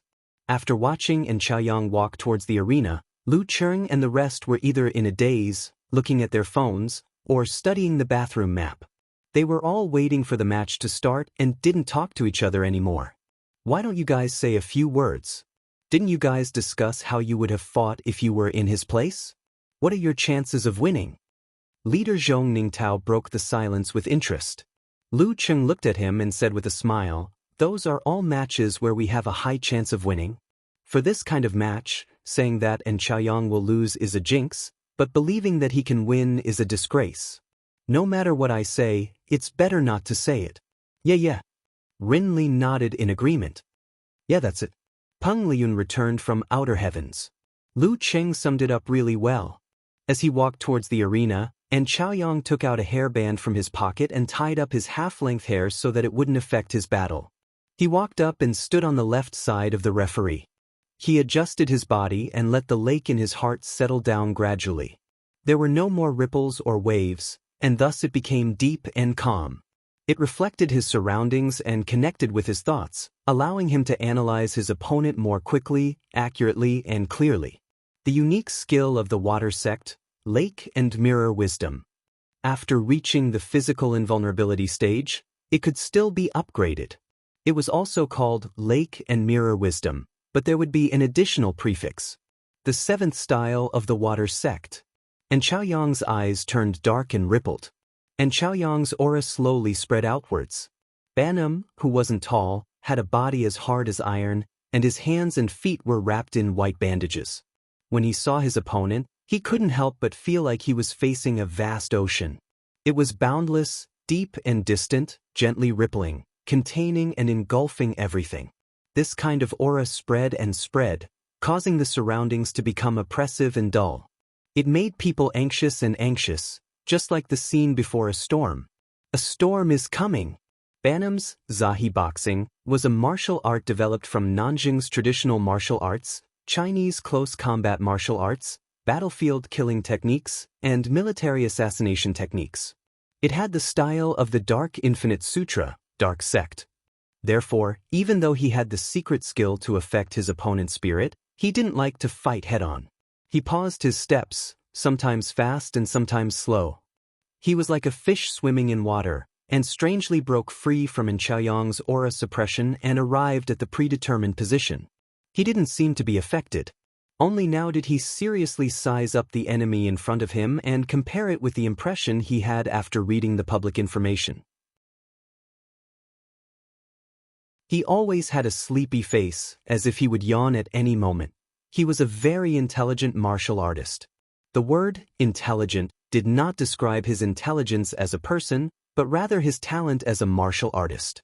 It was said that he had his own ideas. Due to the isolation, language, and many other obstacles, the information that Banam could find on Chaoyang was not complete. Hence, he became even more cautious as he had just advanced. Just as they were sizing each other up, the referee raised his right hand and swung it down. Begin! Banam pounced, but he didn't walk in a straight line. He made a beautiful arc and avoided his opponent's attack. Suddenly, he arrived at his opponent's side. And Chaoyang didn't move. Seeing that he couldn't lock onto his opponent, he stood at his original position and waited for Banam to close in. His biggest reliance was the lake and mirrored, and this was limited by distance. Just as the shadow of his opponent appeared in his deep and dark heart lake, his vision suddenly turned black. It was as if all the lights in the stadium had been extinguished, and there was no moon or stars outside the dome. Not only that, the surroundings were so quiet that it made one's hair stand on end. There wasn't a single sound. If it were other martial artists, they would have panicked. But Chaoyang was already mentally prepared. He didn't care about the darkness and the strange blindness and deafness. Following the undulations in the lake, he clenched his fist, swung his arm sideways and hit horizontally. Bam! From the tip of his fist to his forearm, he touched a cold flesh and blood object. He felt a vicious and sharp force. Amidst the sound of the collision, the darkness instantly shattered. And Chaoyang saw light again, and the sound rang in his ears again. The strange scene just now was Banam's inhuman ability, darkness. Bam, bam, bam, bam. Since Banam didn't succeed in his first move, he immediately switched to close-range fighting mode. After the punch, he immediately bent his elbow and smashed diagonally, or changed to a palm chop and poke, and then followed up with a kick and a knee strike. His crazy attacks were like a storm, and Chaoyang didn't even have time to use force concentration. And Chaoyang was completely suppressed in terms of strength and speed. During this process, the edges of Banam's palms, fingernails, and other places would occasionally flash with a dark light. Bam, bam, bam. And Chaoyang relied on the lake and mirrored, and was always able to detect it a little in advance. With the advantage of internal movement and the defense characteristics of the water sect, he barely managed to hold on. It seemed like he was in a precarious situation, but in fact, he wasn't defeated yet. As a boxing master with a distinct style, Banham didn't have the patience to slowly accumulate his advantages and win. When the battle was in its climax, he suddenly had a change in rhythm. It seemed like he was going to continue attacking, but in fact, he was slower by half a beat. When Chaoyang made a corresponding move, a ray of light flashed in his eyes, forming a strange color. Jia He Quan, serene sting. Seeing this scene, Chaoyang's heart tightened.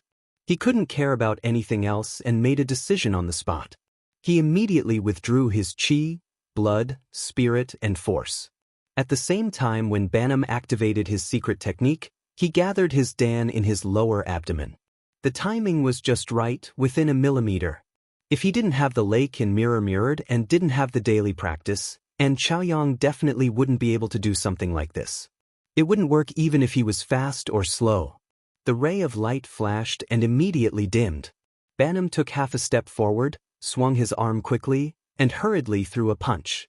He wanted to seize the opportunity when his opponent was affected by the serene sting. However, his serene sting was like hitting a dead person who had lost his flesh and blood. It didn't have much effect. When the Dan force exploded, Chaoyang instantly regained his vigor. He took the opportunity to expand his arm and threw a right punch, blocking the enemy's attack in time. In the muffled bang, both parties shook. Banham, who didn't use his full strength, was at a disadvantage. Chaoyang took the opportunity to borrow strength and continuously made Dan stage outbursts. With the force of flood, each wave stronger than the previous one, he changed from defense to offense. He continuously pressed forward and actually gained the upper hand. Double explosion, triple explosion, quadruple explosion, all the way to 9 consecutive explosions. He kept borrowing strength, and the more he fought, the more valiant he became. Every punch was heavier than the previous one, and every kick was fiercer than the previous one. He beat Banham until he was tired of defending and occasionally retreated. His veins and organs seemed to be drowning and gradually became obstructed. This made Banham feel that something was wrong. He felt that his attack just now was too rushed and had too many problems. It was not in line with his usual thinking, which led to the enemy to seize the opportunity. While defending, he suddenly thought of the oppressive and impatient aura of his opponent. He suddenly understood that he had unknowingly fallen into a trick and made a mistake. He was indeed a very smart martial artist. Bam! After another ferocious attack, Chaoyang made a change in his rhythm. In his mind, he visualized a rolling torrent, a rising water surface, followed by a dam unable to withstand it, collapsing with a loud bang. Water sect, simplified physical invulnerability, flood. Chaoyang's body became bigger and bigger. His feet cracked the ground. He didn't swing his fists but leaned sideways. Bam! Banham made the correct response and made a timely defense. However, his center of gravity was still affected and he staggered 2 steps back. Chaoyang rushed forward immediately. His arms linked together and his legs rotated, making crazy consecutive explosions. Occasionally, he would mix in other moves of the water sect, with the help of the simplified physical invulnerability, flood. He hit Banham until he was on the verge of death. Is he going to win? Zhong Ningtao wiped his swept-back hair and couldn't help but sigh. Can Chaoyang really defeat an inhuman mighty one? Even if he had just broken through not long ago? After he spoke, Renli glanced at him, shook her head slightly and said softly, "No, he's going to lose." Zhong Ningtao didn't know if he should doubt his eyes or ears. Chaoyang had clearly accumulated enough momentum to win. He looked at Lu Cheng and Peng Ling. One of them was pursing his lips and the other was deep in thought. Both of them didn't look optimistic. In the midst of the fierce battle, Chaoyang was about to use the last flood. Suddenly, he realized that he was feeling weak. The flow of his strength was no longer smooth. As a result, his moves were half a beat slower. Banham broke free from the suppression and dodged to the side. This weakness didn't disappear quickly. Instead, it got worse. And Chaoyang suddenly remembered that every time they fought, Banam's palms and fingernails shone with a dark light. He also thought of the killer move, Dark Fragrance, that Renli used in the battle with Lu Cheng. Banam's darkness could weaken his opponent without anyone noticing until he was weak? I had been using force concentration previously and neutralized a lot of it. That's why I could hold on until now. Once he lost the initiative and lost his advantage, and Chaoyang couldn't turn the situation around. After being attacked by Banam twice in a row, he finally couldn't hold on and exposed his weakness. His vital points were blocked and in exchange, he heard, Banam wins. Phew, there is still a difference in strength. He sighed, bowed to Banam and turned to leave the arena. After returning to his original position, he didn't talk much about the battle just now with Lu Cheng and the rest. They just high-fived each other, expressing tacit understanding and encouragement in silence. After a while, Peng Liyun defeated his opponent quickly and ended the third round of double elimination. A total of 6 people left after 2 losses, leaving 17 contestants. Because if one more person was eliminated, they would enter the top 16, so there was no point in using a separate day to carry out the 4th round. If the eliminated person was determined in the first match, the audience would only be able to see one match when they arrived at the Shengxiang Stadium. Therefore, the organizing committee started the 4th round of double elimination matches in full swing. They would draw one pair to fight another, and then draw a second pair after that. Before Lu Cheng and the rest were drawn, the 17th place of the King of Youth Pro League was decided in the first match. The 8th seed, Li Shaokong, was the top 16. The top 6 seeds, 4 wild cards and 6 contestants who passed the stage were born. At this stage, there would be prize money. The top 16 would be 100,000, the top 8 would be 200,000, the 4th place would be 400,000, the 3rd place would be 500,000, the 2nd place would be 700,000 and the champion would be 1,500,000. Rest for the next 2 days. Don't go anywhere. After returning to the hotel, the leader, Zhong Ningtao, reminded them and took a look at Renli. Lu Cheng nodded and had no objections. On his way to his room, he took out his phone and sent a message to Yenjika. Clenching fist expression, I'm going to stay up late tonight. I need to master Emperor Yen force while the iron is hot. I need to start transforming in these 2 days. P.S. I've completed all my updates. Looking for recommendation votes and monthly votes in the middle of the nights.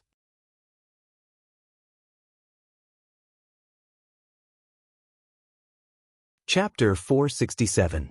It didn't take long for Yenjika, who was in class, to reply to Lu Cheng's declaration. Go for it, hubby. Lu Cheng couldn't help but laugh.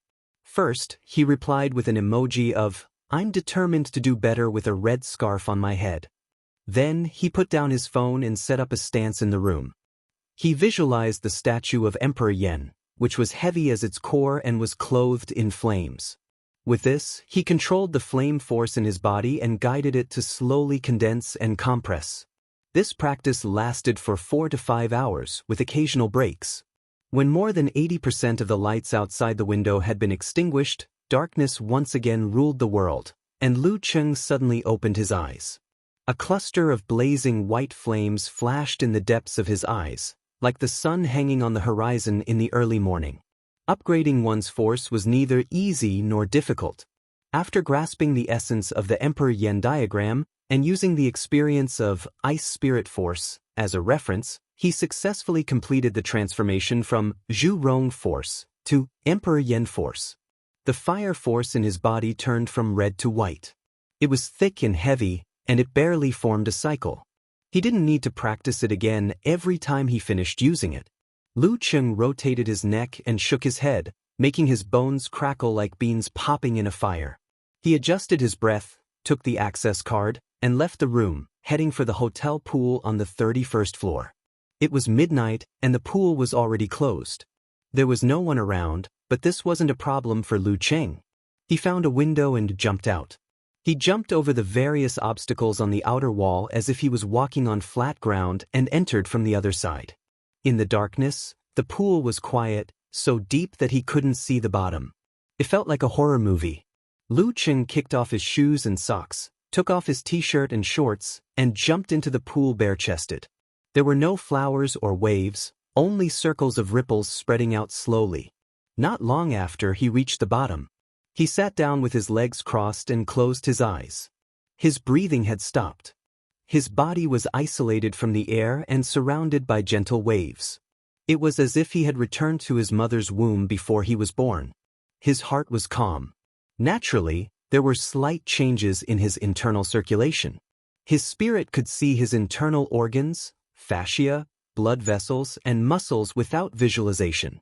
The Ice Spirit Holy Light portrait and the Emperor Yen portrait intertwined. He took this opportunity to circulate the two forces and experience their dependence and attraction on the root pulp. In this environment, this feeling was subtle and peculiar.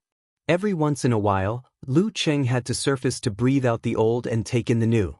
Then, he would sink to the bottom again to feel his grasp and try to influence it. Failure after failure.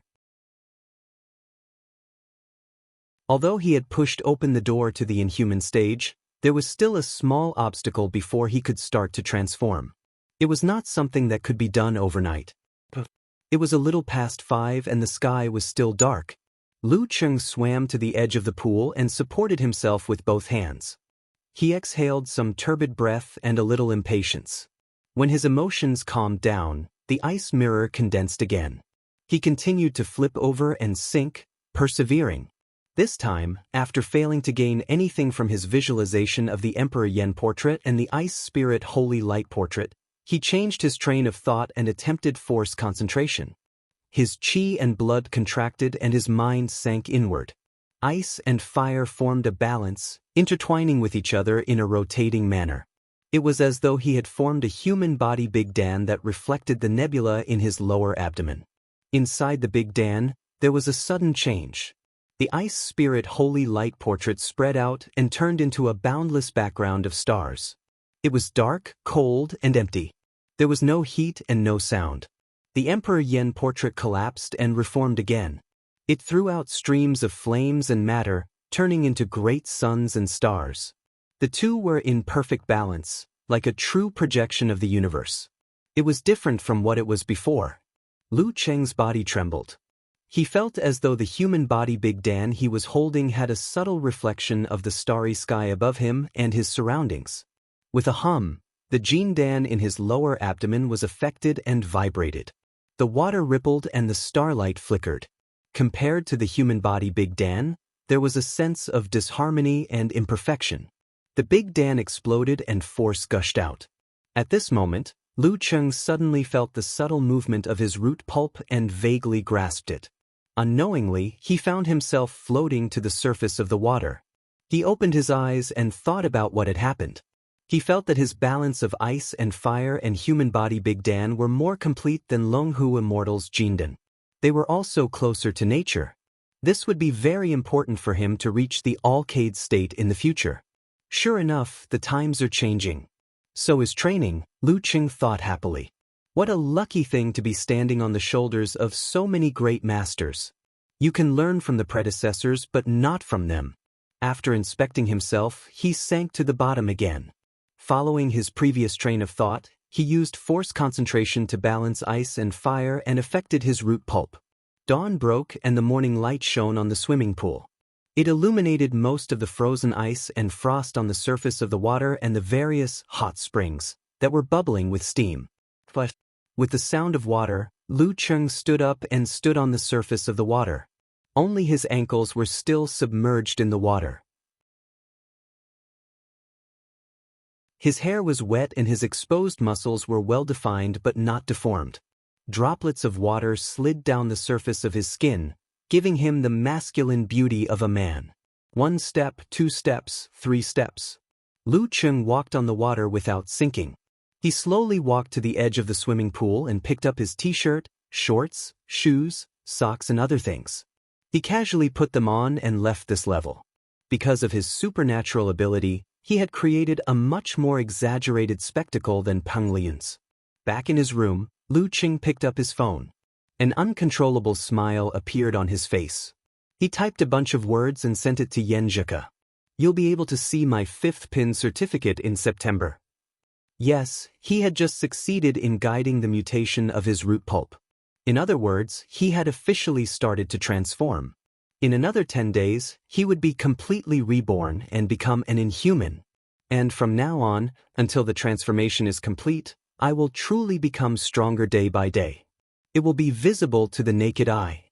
Yenjika, who hadn't finished her last class, quickly replied with an emoji covering its mouth to hide its laughter. Cheng, if we were to use another way to describe inhuman, you are now a genuine inhuman. Cheng, you are not a human. After sending this sentence, she added a laughing out loud emoji. Feeling the joy and excitement hidden in the girl's words, Lu Cheng's mood improved. He shook his head slightly and laughed out loud. Suddenly, he had the urge to look at her and video chat with her. He had been practicing with her every morning for the past few days and had missed the best time to video chat. But considering that Yenjika was still in class, he resisted the urge and only replied with a text message. In class, Yenjika was happy, proud, and a little melancholy. Cheng is getting better and better. What about me? She raised her head and looked at the teacher. Her motivation to learn suddenly increased. I also want to be a better version of myself. On the 31st floor of the hotel, the swimming pool was open. Men and women who were used to exercising in the morning arrived. They all did their warm-up and jumped into the seemingly normal water. It's so cold, the girl cried out. Oh, it's hot. A guy jumped up and jumped into the hot spring without any preparation. At the same time, Lu Cheng called Geezer Shi and reported the good news. Master, I have mastered Emperor Yen Force. He did not mention that he had started to transform.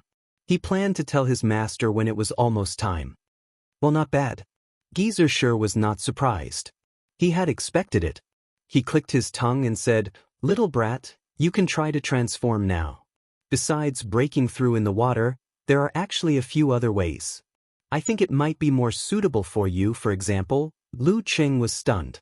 After a moment of confusion, he said, Master, why didn't you say so earlier? I have started to transform. I spent a lot of effort in the water to start the transformation. Geezer Shi was very experienced. He guessed his disciple's state. He laughed and said, I have never seen such a silly disciple like you. Who doesn't ask their master for advice before breaking through? Even if they talked about this before, it would not be so detailed. Ha cough. He laughed so hard that he started coughing. He felt that this was the only thing that could make him happy this year. Lu Cheng's face turned red. He cursed his master in his heart and replied embarrassedly, I just wanted to try it myself and ask you if I have any problems. You don't have to say so much. Cough, master, ha little brat, practice hard. Geezer Shi hung up the phone, hummed a tune and found his precious wine. A day and a half later, Lu Cheng caught up on sleep and continued to transform. He also found a suitable time to video chat with Yenjika. On the 20th of August, the Shengxiang Stadium was packed with people. The heat wave gathered again and the fierce battle started again. Lu Cheng, Peng Liyun and the rest sat in their seats. They first watched a song and dance performance. Then, they saw the guest on stage to draw lots for the top 16 battle. There would be 4 battles tonight and tomorrow night. The guest reached into the box and took out a round ball. He looked at the words on it and announced while showing it, China, Lu Cheng. Damn, the first one was picked. Lu Cheng was amused. He straightened his back and waited for his opponent to confirm. The guest reached out again, fumbled around and took out the second round ball. He showed it, Japan, Muko Yamashita. Number 5 seed, Muko Yamashita. P.S. Today is the Dragon Boat Festival. I have something to do in the afternoon and tonight at midnight. Please continue to ask for monthly votes and recommendation tickets.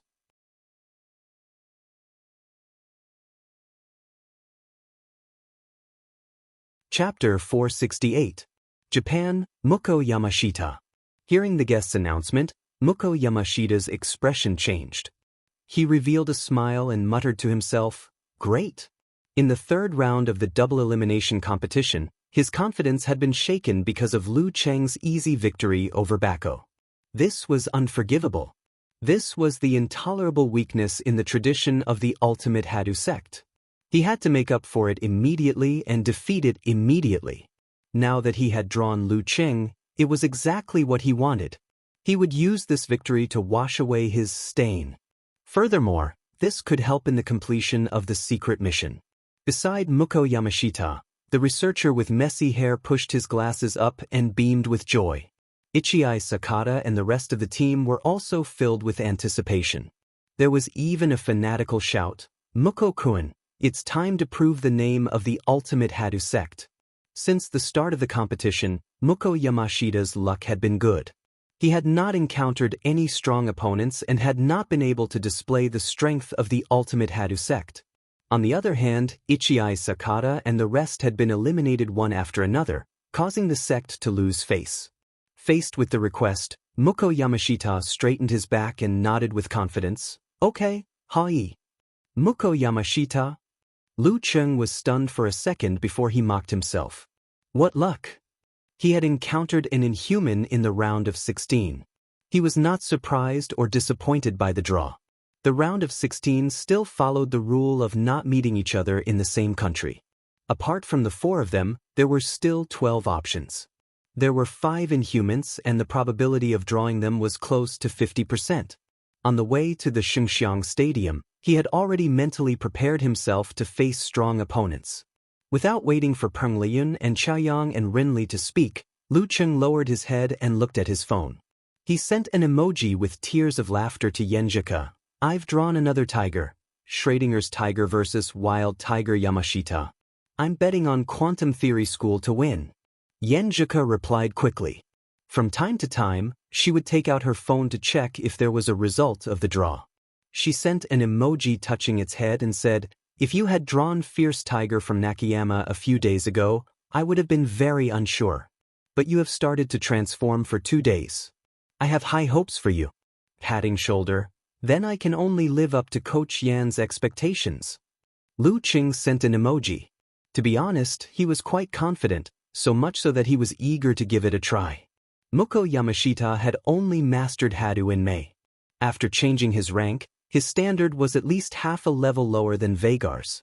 If I could fight Vagar to such an extent before my transformation, what more now? In the past 2 days, my strength could be described as, even when I drink water, my strength is increasing.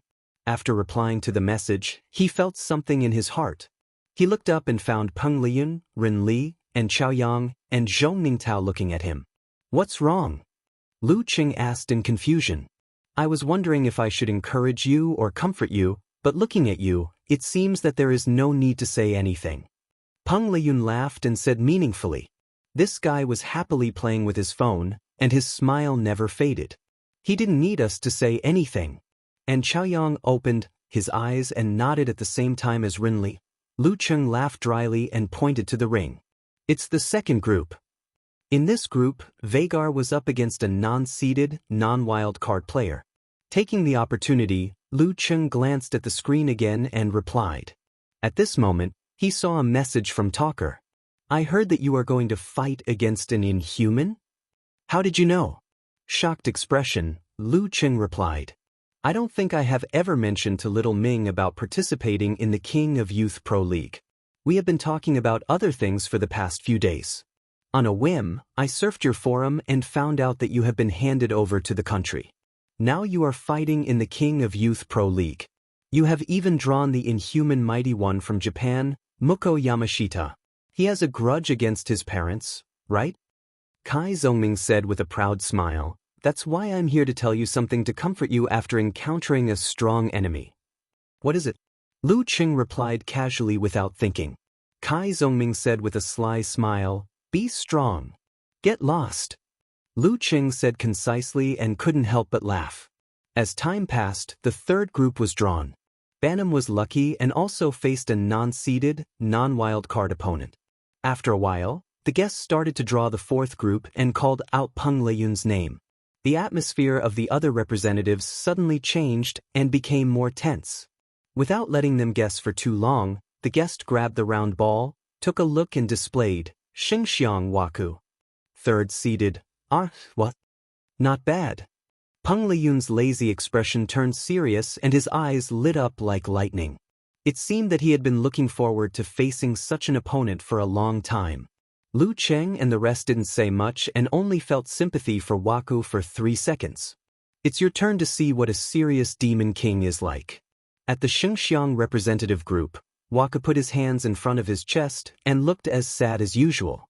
The other members around him also looked unhappy. After that, different guests drew the 4th group for the next day. Renly continued her good luck and like Vagar and Banam, she would face a non-seeded, non-wild card opponent. And Chaoyang was neither good nor bad and faced the 6th-seeded, Gusai, who was ranked the highest below the inhuman stage. After the ceremony, all the representatives returned to the changing room and took a short break. The first match would officially start at 8:15 p.m. Lu Cheng vs. Muko Yamashita. In the live stream thread, when Lu Cheng drew the inhuman mighty one, it was already in an uproar. There were different opinions and discussions. Unparalleled Dragon King said with a funny face, "Don't be nervous. Lu Cheng has a high chance of winning this match. Even if it's not 50%, it should be around 30%. Think about it, he almost defeated Vagar, what more the weaker Muko Yamashita. As long as he can reproduce the performance he had when he defeated Bako, it's not impossible for him to win. But the feeling of fighting an opponent who is weaker than you and one who is stronger than you is definitely different. Lu Cheng probably won't be able to reproduce that smooth performance." Pig Riding Knight pointed out the problem and got the approval of Road to the Arena and the rest. Invincible Punch was more inclined towards the judgment of Unparalleled Dragon King. When Lu Cheng fought with Vagar, he also performed above his usual standards. It was different that time. He had something new and had the dough formula. He caught Vagar off guard and caused him to misjudge. But now, everyone has more or less grasped his foundation. Facing an inhuman, it will be hard for him to gain the upper hand and create opportunities. A plumber eating mushroom wasn't very optimistic. That's right. But it's still the same old problem. Muko Yamashita is weaker than Vagar. With both sides weakened, Lu Cheng still has a chance. Unparalleled Dragon King insisted on his opinion. Eternal Nightfall, Yensha, secretly observing, said, "All of you make sense? I choose to die, no, pray, make a wish.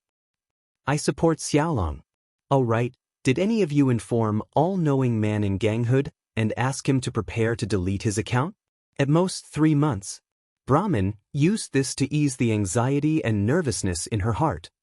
I've already tagged him, no need to thank me. I'm a red scarf." Okamoto's fan said with a sly smile. At this moment, all-knowing man in ganghood was browsing through the videos of the first few matches of the King of Ganghood. His expression was getting worse and worse. At most 2 months. He gritted his teeth and muttered, "I have to start directing my popularity to the public account. When the time comes, I won't feel bad about deleting my Weibo account. At most, I'll just create a smaller one.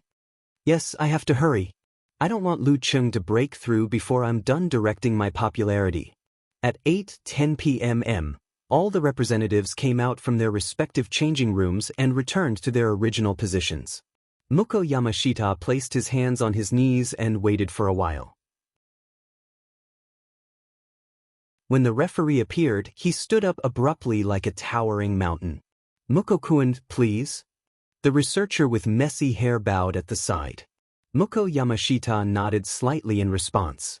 As the order of the draw was Lu Cheng before him, he could only give up on his white karate suit and change into a dark red one. Just as he was about to stride towards the ring, he caught a glimpse of the sweet Kaori Karasawa from the corner of his eye. She took 2 steps forward and stood at the same level as him. Her voice was soft and low, but it did not leak out a single bit as it drilled into his ear. "Are you sure you want to do as they say?" Muko Yamashita was puzzled and turned his head to look. Kaori Karasawa looked straight ahead and said calmly, "This is a martial art of martial arts. As long as you're in the arena, you have to respect your opponent. Furthermore, Lu Cheng isn't weak. If you're in a hurry to collect materials, you might lose to him. Muko-kun, give it your all." After defeating him, we'll see what we can do. Muko Yamashita was silent for a moment and didn't reply. He strode forward and approached the stone steps with an imposing manner.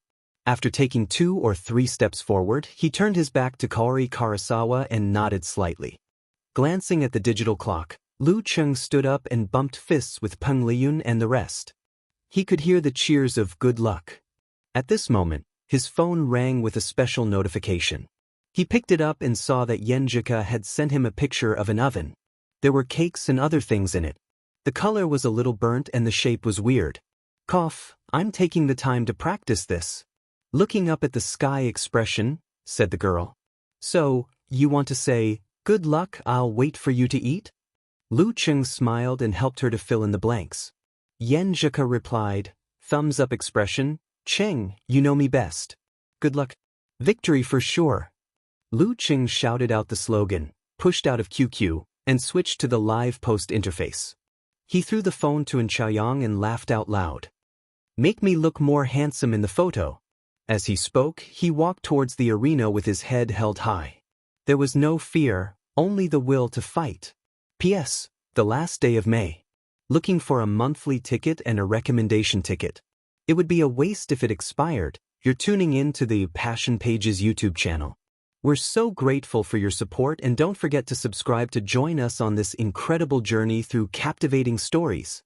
Your generosity through donations truly makes a world of difference, as it's the primary source of revenue that allows me to expand and enhance this channel for you. Thank you from the bottom of my heart for being a part of this adventure.